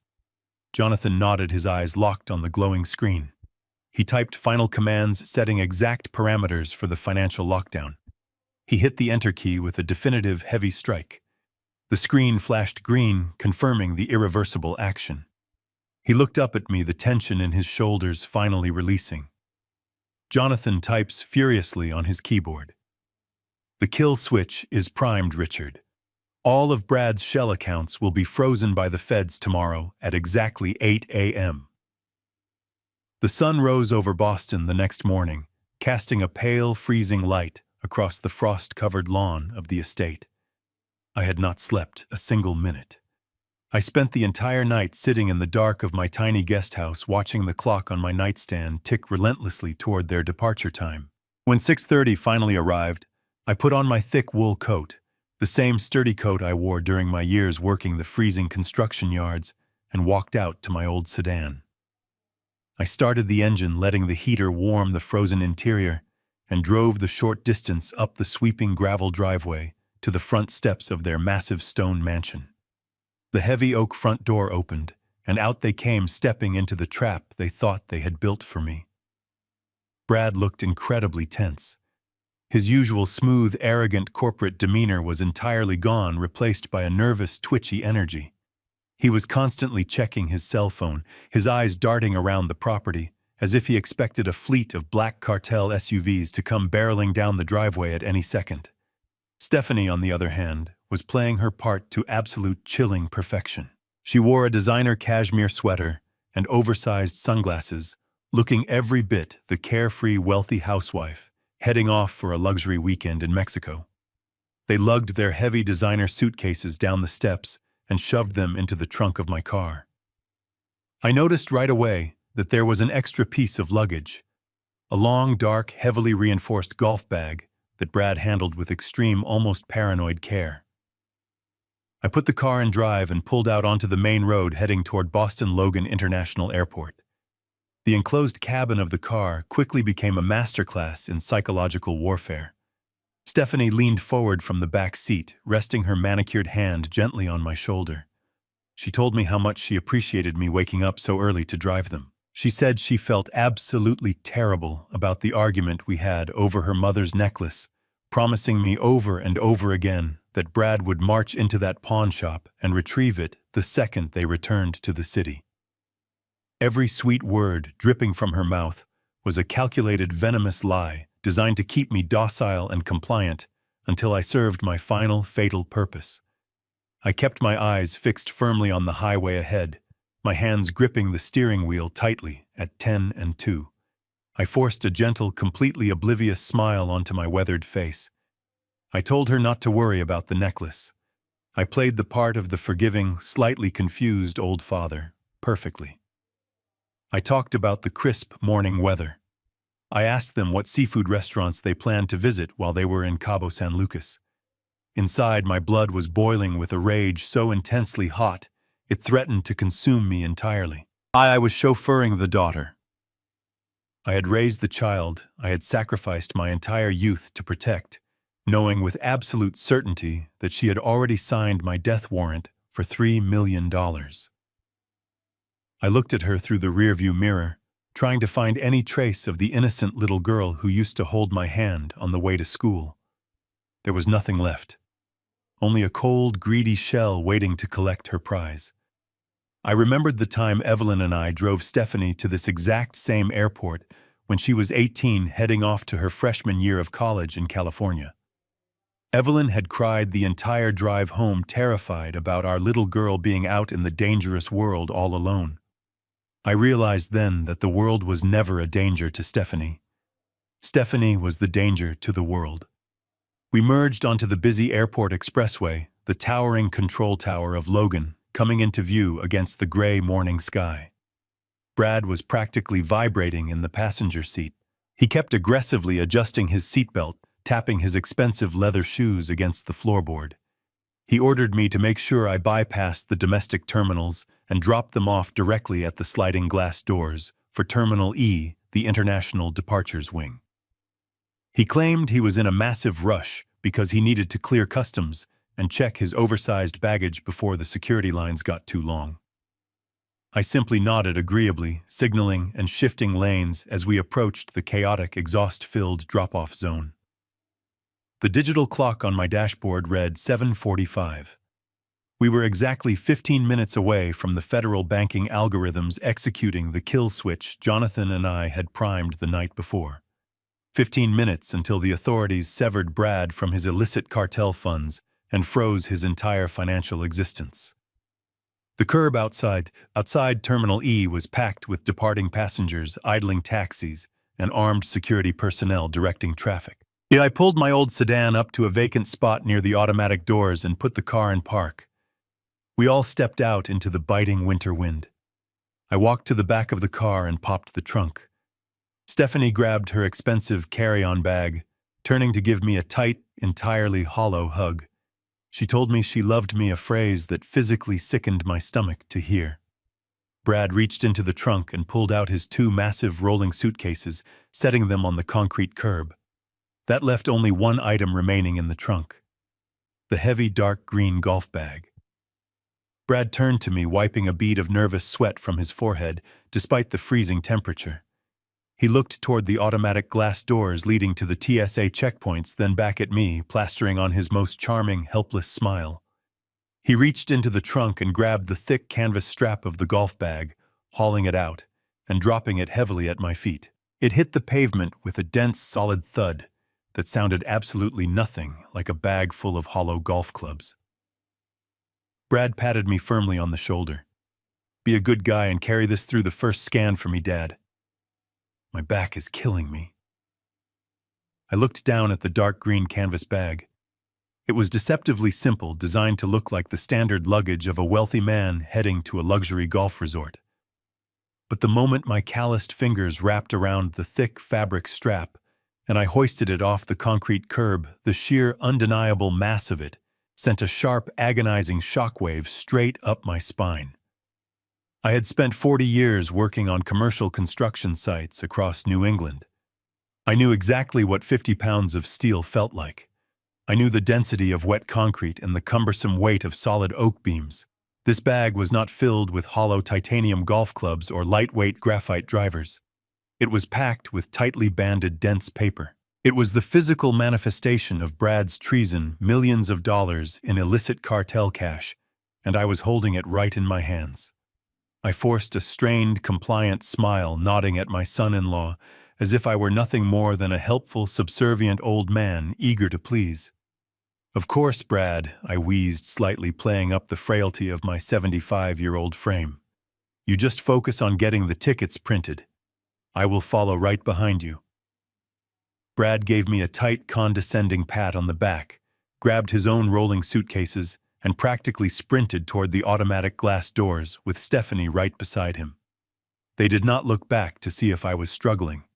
They did not care if the heavy canvas strap was digging painfully into my shoulder, or if my knees were buckling under the immense pressure of the weight. I was merely a pack mule walking into a slaughterhouse, and they were already putting as much physical distance between us as possible to ensure their own safety when the inevitable trap finally snapped shut. I stepped through the sliding glass doors and into the chaotic, sprawling cavern of Terminal E. The noise hit me instantly. It was a deafening symphony of rolling wheels on polished tile, blaring intercom announcements, and the frantic chatter of thousands of rushing passengers heading to destinations all over the globe. The bright, sterile fluorescent lights reflected off the pristine floors, creating an overwhelming, disorienting atmosphere that made my head spin. My heart was pounding fiercely against my ribs, a rapid, heavy rhythm fueled by a massive surge of pure adrenaline. It was the same icy, electric feeling I used to get when walking across narrow steel girders 50 stories above the Boston pavement. One wrong step, one slight miscalculation, and the fall would be absolute and fatal. But this time I was not navigating wind or weather. I was navigating a labyrinth of human greed and absolute betrayal. I kept my head down, letting my breathing turn ragged and shallow to match the physical exertion. The bag was incredibly heavy, throwing my center of gravity completely off balance. Every single step I took toward the international check-in desks felt like walking through thick, unforgiving mud. The muscles in my arms burned a familiar ache that reminded me of my youth, but now serving a much darker purpose. Ahead of me, cutting through the dense crowd with practiced arrogance, were Stephanie and Brad. They were heading directly toward the first-class priority lane, expertly navigating the sea of travelers. But just beyond their intended destination, guarding the entrance to the main security concourse, was the gauntlet Brad had been dreading since his financial empire began to crumble. I looked up through the throng of people and meticulously mapped out the operational perimeter. There was a reinforced checkpoint manned by the Transportation Security Administration.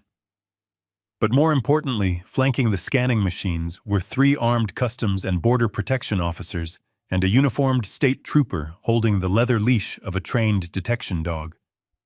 This was the wall Brad could never hope to breach on his own.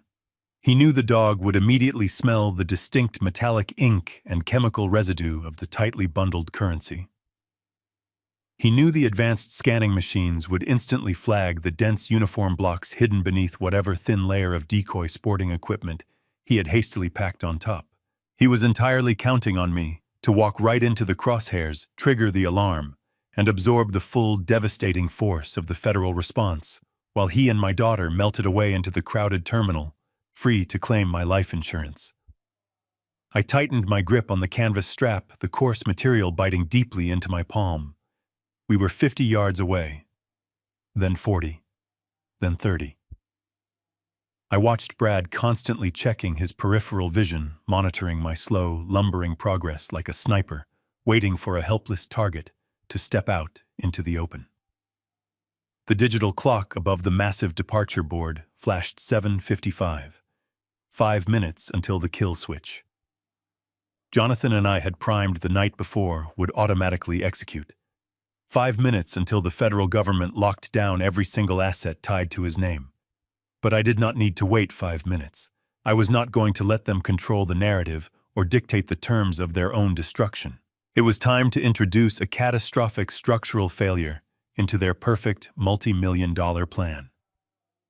I adjusted my trajectory, steering myself slightly away from the clear path Brad had carved and moving closer to the heavy velvet stanchions separating the priority lane from the main security checkpoint. I waited patiently until we were exactly 15 feet away from the state trooper and his canine partner. I needed maximum visibility for this to work. I needed the armed officers, the airline staff, and every single innocent passenger in a 50-foot radius to witness exactly what was about to happen. I took a deep breath, channeling the physical exhaustion, the bitter grief of losing my daughter, and the burning anger of the past 4 years into one precise, highly calculated movement. I let my right foot drag heavily against the polished tile floor, intentionally catching the thick rubber sole of my winter boot on the heavy metal base of a stanchion pole. I threw my arms forward, letting out a loud, startled gasp of pain that immediately drew the sharp attention of the surrounding crowd. I allowed my body to pitch forward in a controlled, dramatic fall, twisting my right shoulder at the exact last second to ensure the heavy golf bag absorbed the entire kinetic impact of my collapsing weight. The dark green canvas bag slammed onto the hard floor with a sickening, heavy thud that echoed sharply over the ambient noise of the airport. The sheer physical force of millions of dollars tightly packed inside, combined with the sudden violent impact against the solid tile, created a massive internal pressure that the fabric simply could not withstand. The heavy-duty metal zipper, strained to its absolute limit, gave way with a loud, tearing crack. I hit the ground hard, bracing my fall with my calloused hands, and watched as the thick canvas flap burst completely open. The shiny decoy golf clubs clattered loudly across the floor, but they were not what silenced the entire check-in area. Spilling out from the ruptured seams, cascading across the polished white tiles in a massive, undeniable mountain of green, were dozens of tight bundles of $100 bills in plain sight. The collective gasp of the surrounding passengers was immediate and audible. For a fraction of a second, time seemed to stand completely still in the bustling international terminal. I lay there on the cold, polished tile, my hands braced against the floor, watching the neatly banded stacks of $100 bills slide further out of the torn canvas. It was a massive fortune, the physical weight of Brad's treason, completely exposed under the harsh fluorescent lights. 30 feet away, Brad froze in his tracks. He had heard the heavy, distinctive tear of the canvas and the thud of the impact. He slowly turned his head, his annoyance instantly vaporizing into a mask of pure, unadulterated terror. The color drained entirely from his face. He dropped his expensive rolling suitcases right in the middle of the walkway, abandoning them as he sprinted back toward me with a wild, desperate look in his eyes. Stephanie stood frozen by the priority lane, her oversized designer sunglasses slipping down the bridge of her nose as she stared at the mountain of cash. She knew about the money, but seeing it violently spilled across a public floor was a reality check she had never anticipated. Brad crashed to his knees right beside me, his breathing ragged and panicked. He did not ask if I was hurt. He did not care that I was an elderly man who had just taken a heavy fall onto a solid tile floor. He immediately began frantically scooping up the scattered bundles of currency, his hands trembling violently as he tried to shove them back into the dark green bag. But the heavy-duty zipper was completely destroyed, the teeth mangled and warped beyond any hope of repair. "What are you doing?" Brad hissed at me, his voice a venomous whisper barely contained over the ambient noise of the terminal. "Help me pick this up right now." I stayed on my knees, playing my part to the bitter end. I let my hands shake, looking at him with wide, confused eyes. "I am so sorry, Brad," I stammered, making my voice sound weak and frail. My heavy boot caught the metal base of the pole. "What is all this paper? I thought you said these were your titanium golf clubs. Why do you have so much paper in here?" "Shut your mouth." He snapped, his true, vicious nature finally breaking through his polished corporate veneer. He aggressively grabbed the collar of my thick wool coat, shaking me slightly. "Just shut up and get out of my way." He realized he could not fix the zipper, and he realized the exposure was drawing far too much attention. I glanced over his shoulder and saw exactly what I had been waiting for. The uniformed state trooper, standing 50 feet away by the security scanners, had turned his head toward the commotion. The trained detection dog sitting patiently by his side had suddenly stood up. Its ears perked, its nose lifting to catch the distinct chemical scent of the tightly packed ink and the residue clinging to the cartel cash. Brad saw the dog out of the corner of his eye, and absolute panic set in. He ripped off his expensive, custom-tailored Italian suit jacket and threw it directly over the torn opening of the canvas bag, trying desperately to conceal the exposed money. He hauled the incredibly heavy bundle into his arms, clutching it tightly to his chest, like a drowning man holding onto a life preserver. He scrambled to his feet, completely ignoring me as I remained on the floor. He shouted for Stephanie to get to the front desk immediately. They practically ran toward the Aeromexico first-class check-in counter, abandoning all pretense of a calm luxury vacation. I took my time getting up. I brushed the dust off my knees, letting out a long, slow breath. The physical pain in my shoulder was real, but the heavy, suffocating weight of the past 4 years was finally beginning to lift. I slowly walked toward the ticket counter, trailing a few paces behind them. Brad had slammed the broken jacket-covered bag onto the stainless steel weighing scale. The airline agent behind the desk raised an eyebrow, clearly taken aback by his frantic, disheveled appearance. "I need to check this bag immediately," Brad demanded, his voice cracking with desperation. "Put it on the belt right now." The agent looked at the digital scale. "I am sorry, sir, but this bag is severely overweight," she said in a calm, practiced tone that only infuriated him more. "The maximum limit for checked sporting equipment is 50 pounds. This bag weighs nearly 80 pounds. Furthermore, the structural integrity of the bag is compromised. We cannot accept luggage with broken zippers unless it is heavily taped and secured. Brad slammed his hand on the marble counter. I do not care what the policy is, he yelled, drawing the attention of the other ticket agents. I will pay whatever the overweight fee is. Just tape it up and get it behind the desk. Now.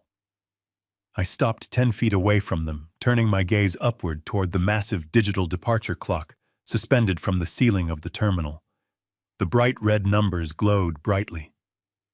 7:59. The seconds ticked down with a rhythmic, undeniable finality. I watched the numbers change. 57, 58, 59. The clock struck exactly 8 in the morning. Somewhere in a secure federal facility, the banking algorithms executed the irrevocable trust-kill switch Jonathan and I had primed. It was a silent, invisible detonation that instantly vaporized Brad's entire financial existence. The airline agent let out an annoyed sigh, tapping away at her keyboard. The overweight baggage fee will be $250, sir. Please insert your card into the terminal. Brad practically tore his wallet out of his back pocket. He pulled out a heavy metal black card, a status symbol he loved to flash at expensive restaurants, and shoved it into the chip reader. He tapped his fingers frantically against the counter, looking back over his shoulder at the state trooper who was slowly beginning to walk in our direction. The credit card machine beeped loudly. It processed the transaction for 3 agonizing seconds. Then the small digital screen flashed a bright warning red. Declined. Brad stared at the screen, his mouth dropping open. He pulled the card out, rubbed the chip against his shirt, and shoved it back in. Declined. He cursed loudly, throwing the black card onto the counter and pulling out a silver corporate card. He jammed it into the machine. Declined. The machine must be broken, Brad shouted, his voice echoing in the large open space. Run it again. Run it manually. I have millions of dollars in that account. The agent frowned, looking at her computer screen. Sir, the machine is working perfectly fine. Your financial institution is returning a hard rejection code. I cannot process this transaction. Stephanie stepped forward, looking entirely bewildered. Brad, what is going on? She asked, her voice trembling slightly. Just use the joint account card. We need to get through security right now. She opened her designer purse, pulled out her own platinum credit card, and handed it to the agent. The agent swiped the card through the side of the machine. The result was instantaneous. Declined. Brad ripped his cell phone out of his pocket, his hands shaking so violently he could barely unlock the screen. He opened his primary banking application, expecting to see his massive, inflated balances. Instead, a stark white notification box popped up on his screen. Account locked. All funds frozen pending federal compliance investigation. The phone slipped from his trembling fingers, clattering loudly against the polished marble counter. He was completely out of money. He could not even afford a $200 baggage fee, let alone a flight out of the country. He was trapped. It was at that exact moment I decided the play was completely over. The clueless, fragile old man I had pretended to be for the last 24 hours simply ceased to exist. I stood entirely still, letting the tension in my muscles release. I rolled my shoulders back, feeling the satisfying pop in my joints. I straightened my spine, standing at my full height of 6'2". My posture transformed from a defeated, limping grandfather to the hardened structural engineer who had commanded respect on construction sites for 4 decades. The alpha male returned, stepping out from the shadows they had forced me into. I walked slowly toward the ticket counter, my heavy boots clicking against the tile with a measured, deliberate rhythm. The power dynamic in the room shifted so violently you could practically feel the air pressure drop. Brad turned to me, his face pale and shining with cold sweat.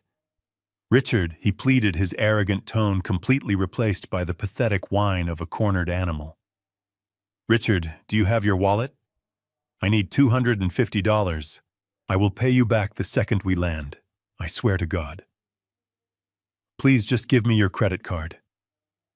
I stopped right next to him. I did not reach for my wallet. I looked him dead in the eye, my expression as cold and unforgiving as solid granite. I did not look at my daughter. She was already dead to me the moment she signed that insurance policy. I focused entirely on the man who had tried to demolish my family. You know, Brad, I said, my voice deep, calm, and carrying perfectly over the noise of the terminal. When you build a foundation on rotten wood, you can paint over it, you can dress it up, and you can pretend it is solid. But eventually, the weight of the structure becomes too much.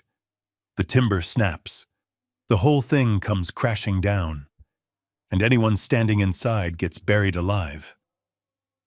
Brad stared at me, his eyes wide and uncomprehending. What are you talking about? He breathed, glancing nervously at the state trooper who was now only 20 feet away. Just give me the money. I reached deep into the pocket of my thick wool coat. I bypassed my leather wallet and wrapped my fingers around the small, jagged piece of metal I had retrieved from Victor Rossi the night before. I pulled my hand out and tossed the tiny pendant key onto the marble counter. It landed right next to his declined credit cards with a sharp final clink. Brad looked down at the key. He recognized the intricate asymmetrical grooves immediately. The blood drained from his face, his eyes rolling back in sheer absolute horror as he finally realized the catastrophic magnitude of what was happening. He realized I knew about the pawn shop. He realized I knew about the forged dementia papers. He realized I knew about the $3 million life insurance policy routed to Mexico. He realized I knew absolutely everything. I leaned in close, my voice dropping to a low, dangerous whisper that only he and Stephanie could hear. Looking for this Brad. Hard to fund a getaway when the FBI seized your Shell accounts 60 seconds ago. Brad's face contorted into a mask of pure terror. He stared at the small, jagged key resting on the marble counter, his eyes darting wildly from the metal object to my calm face. The sheer impossibility of the moment seemed to break his brain.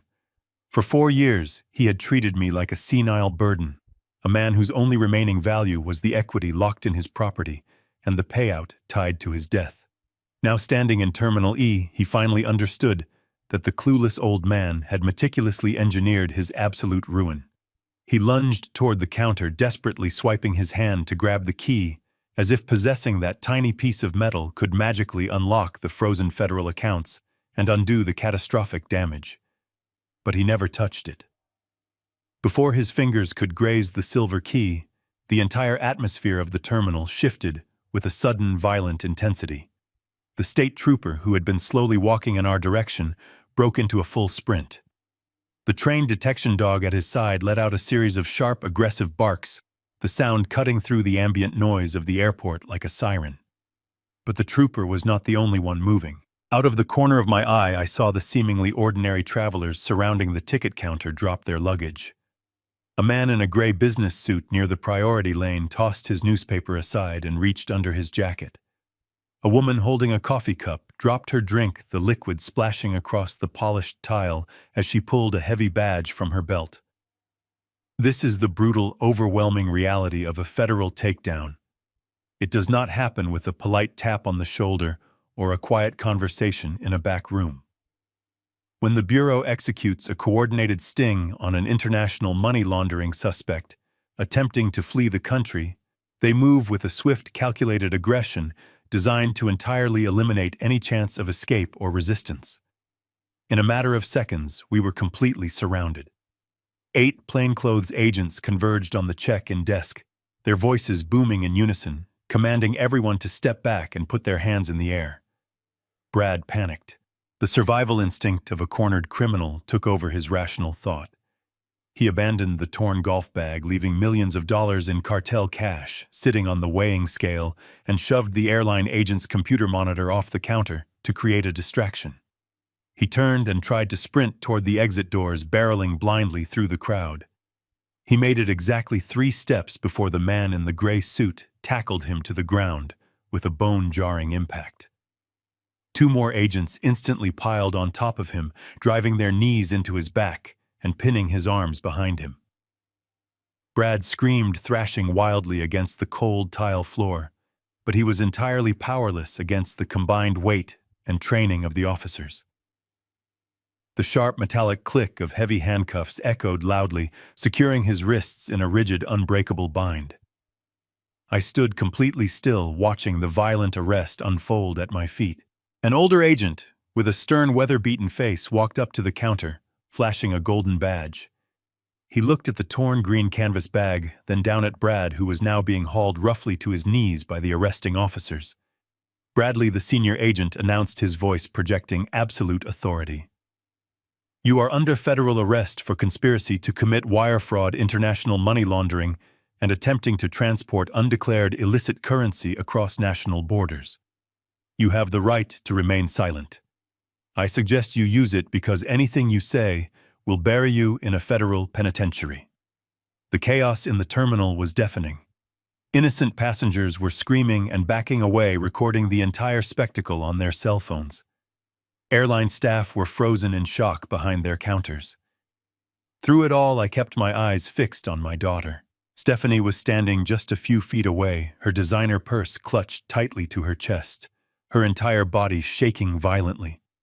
She had spent her adult life curating an image of effortless wealth and untouchable privilege.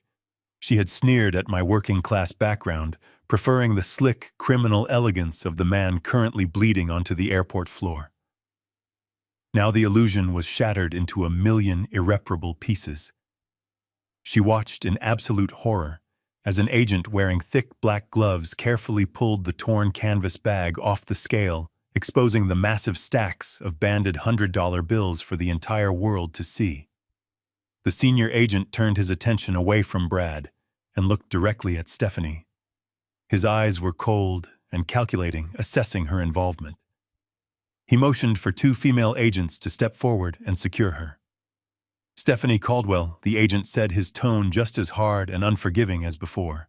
"We have a federal warrant for your arrest as an active co-conspirator in this laundering operation, as well as charges of attempted insurance fraud.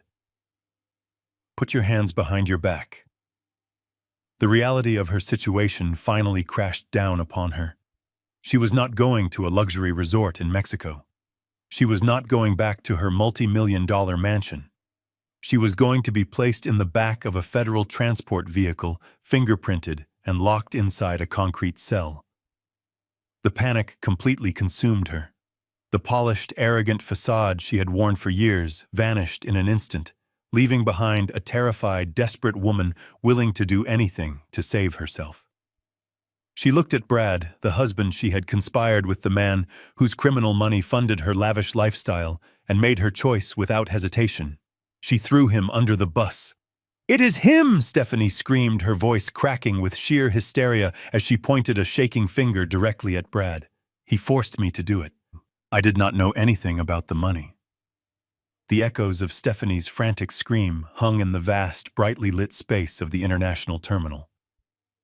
"I did not know anything about the money." She repeated the lie over and over again, her voice shrill and desperate, as she pointed her trembling finger at the man she had married. Brad, still pinned to the cold, polished tile by the weight of 3 federal agents, twisted his neck to look up at her.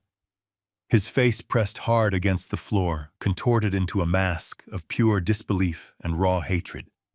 He had built his entire criminal empire to fund her insatiable appetite for luxury, and the very second the walls collapsed, she did not even hesitate to offer his head on a silver platter, just to save her own skin. "You lying snake," Brad spat, his voice muffled against the tile but dripping with absolute venom. "You knew about every single dime. You signed the offshore routing documents yourself." Stephanie ignored him completely. She turned her tear-stained face toward the senior FBI agent, clasping her manicured hands together in a theatrical display of helpless innocence. "Officer, you have to believe me," she pleaded, her voice dropping into a soft, fragile whimper that I had heard her use 1,000 times to get her way when she was a little girl. "I am just a housewife.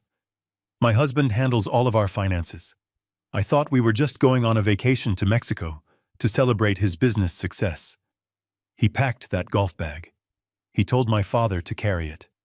I had absolutely no idea what was inside. I am a victim here. Please, you have to protect me from him. She looked around the circle of federal agents searching for a sympathetic face, desperately hoping her expensive clothes and practiced tears would buy her a ticket to freedom. Then her eyes found me standing quietly near the ticket counter. She took a step toward me, reaching out with her shaking hands. "Dad, please," she cried out, her voice cracking with manufactured emotion. Tell them I am a good person. Tell them I would never do something like this." I did not move a single muscle. I did not offer her a comforting word. I simply stood there, an immovable stone wall, watching the final desperate act of a woman who had tried to put a price tag on my life. Before I could even formulate a response to her sickening hypocrisy, the thick crowd of plainclothes agents shifted. A tall, distinguished figure in a dark, tailored suit stepped forward from the shadows of the federal blockade. It was Jonathan Pierce. He walked with the calm, measured authority of a man who had spent 40 years dismantling liars in federal courtrooms. In his right hand, he held his encrypted cell phone, the screen glowing brightly in the dim terminal light. Stephanie froze, her eyes widening in confusion as she recognized her godfather. "Uncle Jonathan," she breathed, clinging to the familiar title as if it were a life preserver. "What are you doing here? You have to tell them this is a mistake." Jonathan did not smile. He did not offer any comfort. He stopped right beside the senior FBI agent, his gaze fixed on Stephanie with a look of profound, unwavering disgust. "There is absolutely no mistake, Stephanie," Jonathan said, his voice cold and echoing with absolute finality. "We know exactly what you are, and we know exactly what you did. This was the final piece of the trap we had laid out the night before." After Jonathan and I activated the financial kill switch from his corner office, we did not simply go home and wait for the morning. We made a highly confidential late-night phone call to the director of the local FBI field office, a man Jonathan had worked alongside during complex corporate fraud cases for decades. We handed over the private investigator file, the forged property deeds, and the manipulated $3 million life insurance policy. But more importantly, we handed them the exact timeline of Brad's desperate escape plan. The federal authorities had been tracking Brad for months, but they lacked the physical evidence to tie him directly to a cartel cash drop. By placing me in the crosshairs, Brad had unwittingly provided the FBI with the exact operational intelligence they needed to execute a flawless, undeniable sting operation right in the middle of a major international airport. Stephanie shook her head wildly, her perfectly styled hair falling into her tearful eyes. "No," she sobbed, backing away slightly. "You are lying. You are both trying to frame me. I did not know about the money.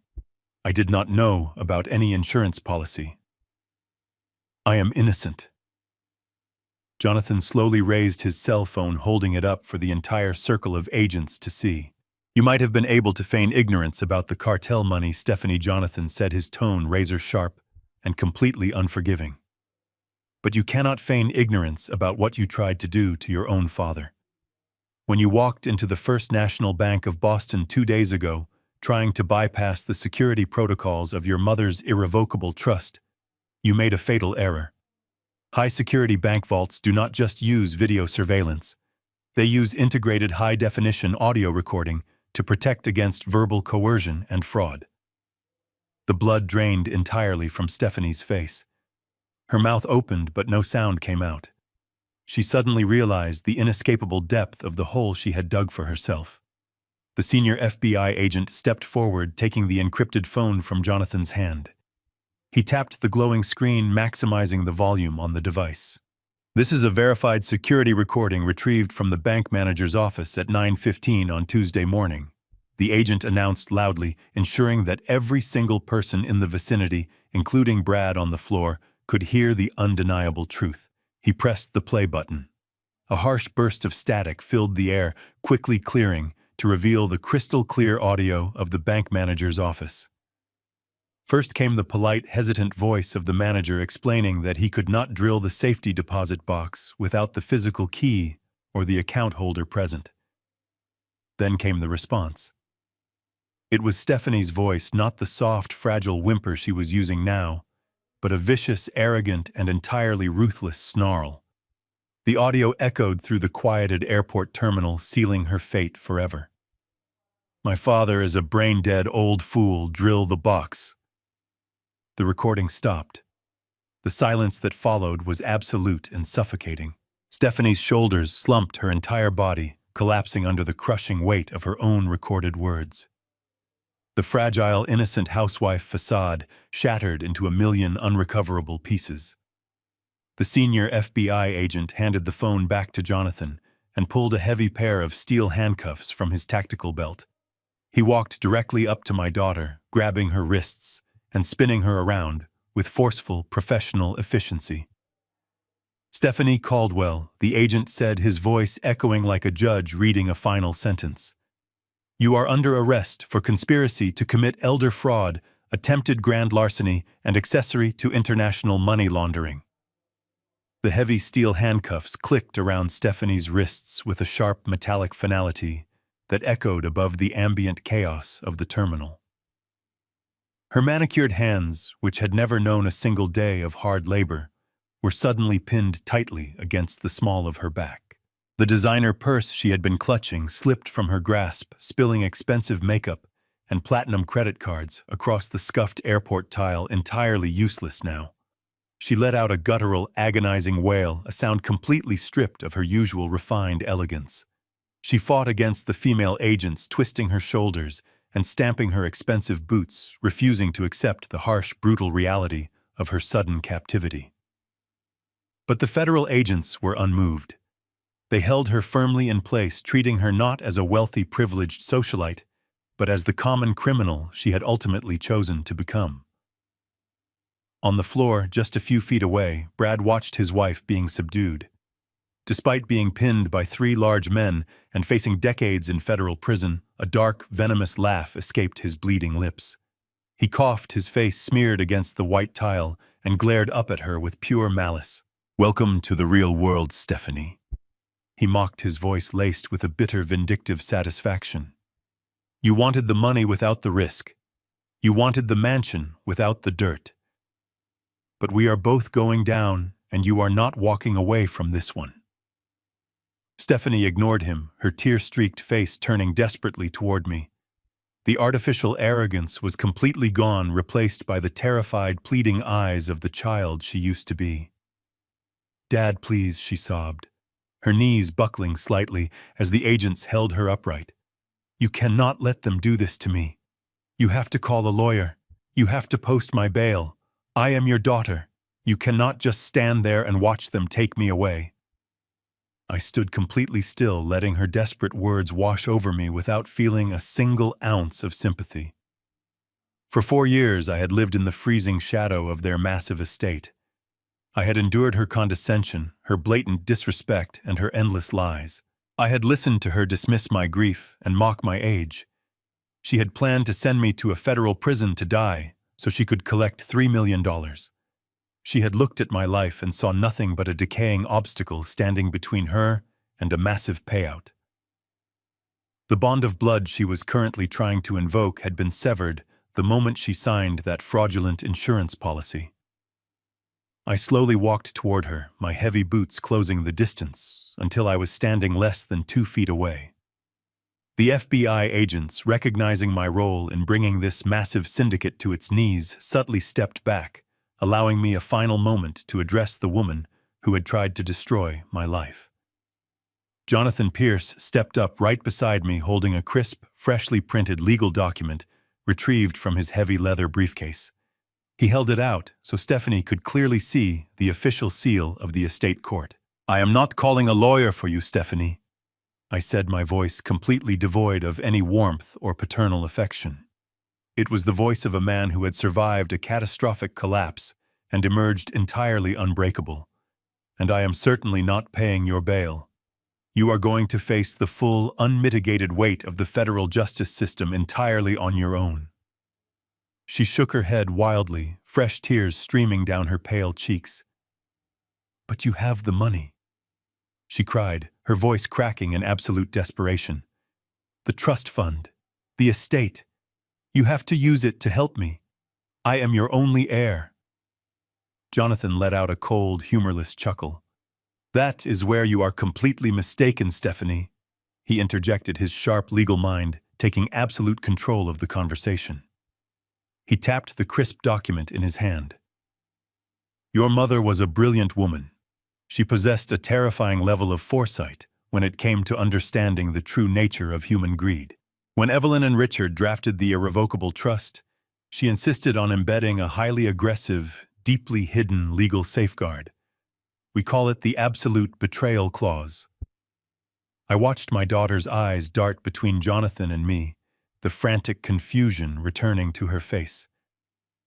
"Evelyn knew that wealth could corrupt even our own flesh and blood," I continued, taking over the explanation. "She knew that Brad was a fraud, and she feared that his criminal influence would eventually poison you entirely. So she designed a specific legal trigger. The trust was structured so that if any beneficiary attempted to commit financial elder abuse, forge medical incompetency documents, or physically steal a designated family heirloom to bypass the trust's physical security, their status as an heir would be instantly and permanently revoked." Stephanie stopped struggling against the federal agents.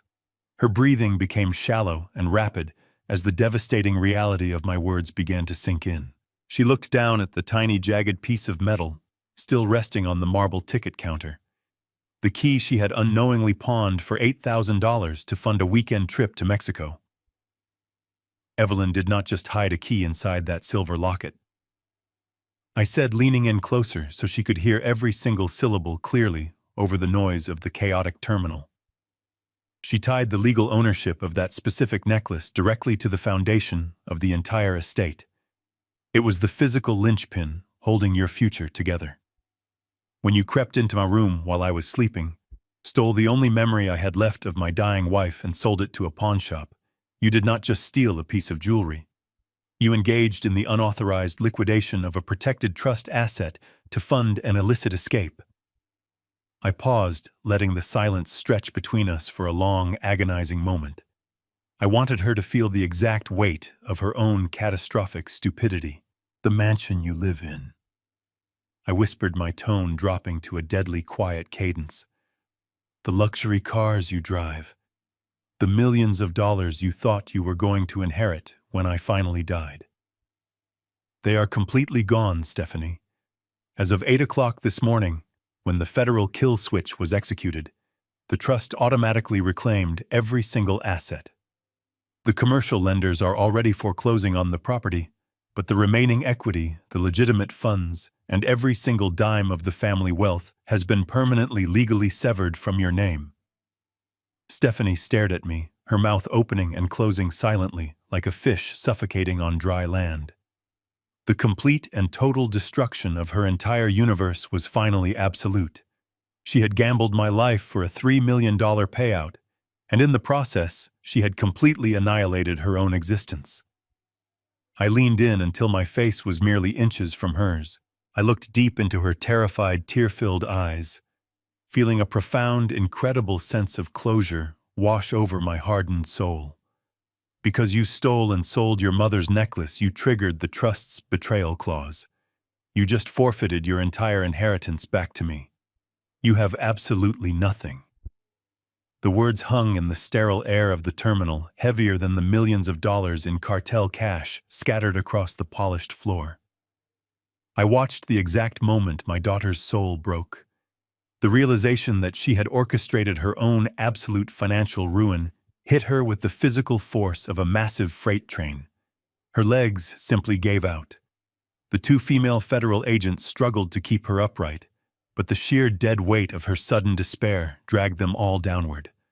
Stephanie fell to her knees, right there on the cold, scuffed tile, the heavy steel handcuffs clinking sharply behind her back. She did not look like the wealthy, sophisticated woman who had sipped expensive wine in a multi-million-dollar kitchen just 24 hours ago. She looked like a broken, terrified child who had just shattered her favorite toy and finally realized she could not glue the pieces back together. Her makeup was ruined, her designer clothes were rumpled, and the polished veneer of untouchable privilege had completely evaporated into the freezing morning air. The wail that tore from her throat was not a sound of genuine sorrow for what she had done to me. It was the agonizing scream of a greedy woman mourning the sudden violent death of her own bank account. "Daddy," she screamed, her voice cracking and echoing off the high glass ceilings of the International Departure Wing. "Daddy, you cannot do this to me. I am your little girl. Please, you have to fix this right now. You have to tell them I did not mean it." She thrashed against the firm grip of the federal agents, scraping her knees against the hard floor as she tried to crawl toward my heavy winter boots. She looked up at me with wide, bloodshot eyes, desperately trying to weaponize our shared past to save her current future. "Remember when you used to carry me on your shoulders at the park?" she sobbed, her words coming out in frantic, hyperventilating gasps. "Remember when Mom was here? Mom would never let you do this to me. Mom would want you to protect me from these people. She is looking down right now and she is crying because you are letting them take me away to a prison. Please, Daddy. I will do anything you ask. I will sign whatever legal papers you want. I will divorce Brad today. Just give me the house back and get me out of these handcuffs. I am your family. I am your own flesh and blood. I am all you have left in this entire world." I stood above her, listening to her fiercely invoke the sacred memory of my dead wife in a pathetic bid to save herself from a federal sentence. 4 years ago, those desperate tears would have broken my heart into 1,000 pieces. I would have moved mountains, drained every last cent to my name, and sacrificed my own personal freedom just to shield her from the brutal consequences of her terrible actions. But as I looked down at her tear-streaked face, a profound and absolute silence settled over my mind. The burning, intense anger that had kept me awake all night suddenly vanished, leaving behind a cold, clear emptiness. I felt completely detached from the sobbing woman on the floor. It was as if I were looking at a total stranger in a crowded room. I finally understood the hardest truth a parent can ever face in their lifetime. Blood does not make a family. Biology is nothing more than a random genetic lottery that forces people under the same roof. True family is built entirely on a solid foundation of mutual respect, unwavering loyalty, and unconditional love. Stephanie shared my DNA, but she possessed absolutely none of my moral values. She had looked at a 75-year-old man who had sacrificed his entire youth for her comfort, and she had seen nothing but a disposable financial asset. She had forged medical documents to legally erase my mind, mortgaged the roof over my head to the absolute maximum limit, and meticulously planned to send me to a brutal, lonely death in a federal penitentiary simply to collect an insurance payout. You cannot love someone who views your continued existence purely as an inconvenient financial transaction. The heavy, suffocating burden of parental guilt, the nagging internal voice that had always told me I needed to do more, give more, and sacrifice more for my child, simply evaporated into nothingness. Evelyn had seen this exact moment coming from miles away. She had known that the only way to save me from our daughter's toxic, consuming greed was to force me to see the absolute, unvarnished truth with my own 2 eyes. My wife had built a legal fortress from beyond the grave, not just to protect my money, but to protect my dignity as a human being. I did not reach down to help her up from the cold floor. I did not offer her a single shred of the fatherly comfort she was desperately begging for. I kept my hands buried deep in the pockets of my thick wool coat, my posture perfectly straight. "Your mother is not crying because I am letting them take you away," I said, my voice steady, calm, and completely devoid of any emotional warmth. "Your mother has been crying for years because she knew exactly what kind of monster you were becoming behind closed doors." You made your choices, Stephanie. You chose the cartel money. You chose the endless lies. You chose to build a lethal trap for your own father. Now you get to sit in the quiet cage you built for me. I looked down at her with zero emotion, watching as she screamed my name. I turned my back, letting the sliding doors open, and walked out of the airport into the morning air as she was dragged away by federal agents. The automatic glass doors of Terminal E slid shut behind me, completely cutting off the sounds of the chaos, the shouting federal agents and the desperate echoing cries of the daughter I used to know. I stepped out into the freezing Boston morning, but for the first time in 4 years, the winter wind did not make me shiver. I took a deep, deliberate breath, filling my lungs with the crisp, icy air. It felt incredibly clean. It felt like an absolute rebirth. I walked across the concrete drop-off zone past the idling taxis and the rushing travelers until I reached my old sedan. I slid into the driver's seat, put the car in gear, and drove away from the airport without looking in the rearview mirror a single time. 6 months have passed since that morning. The changing of the seasons has brought a warm golden summer to Massachusetts. I am sitting in a heavy wooden rocking chair on the sweeping front porch of the massive stone mansion. I do not live in the cramped, damp guest house anymore.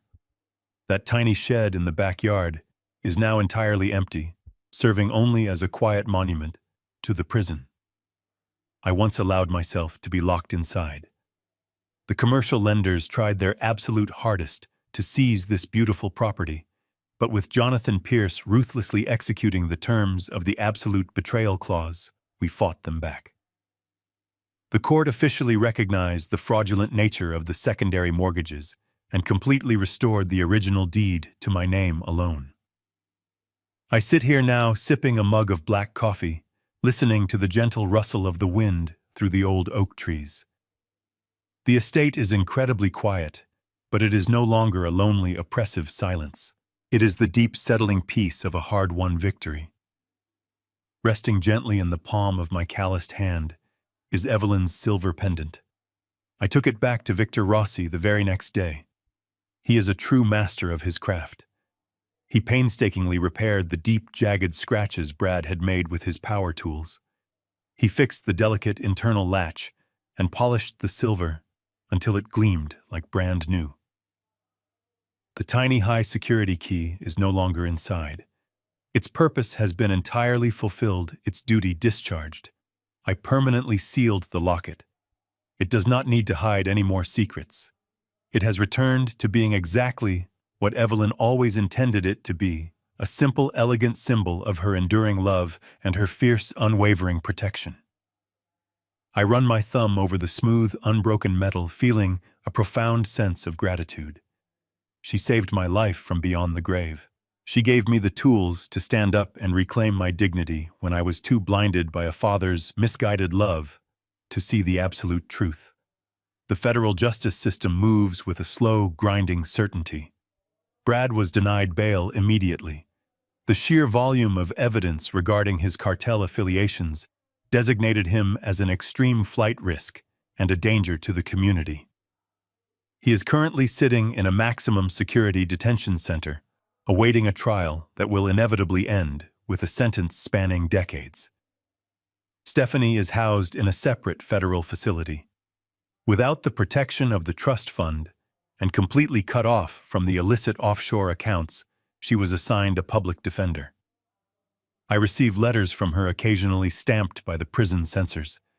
They are filled with apologies, promises of redemption, and desperate pleas for financial assistance. I do not open them. I simply place them in the fireplace and watch the paper turn to ash. I have directed the entirety of my reclaimed wealth toward a completely new purpose. Last month, Jonathan and I officially filed the paperwork to establish the Evelyn Caldwell Foundation.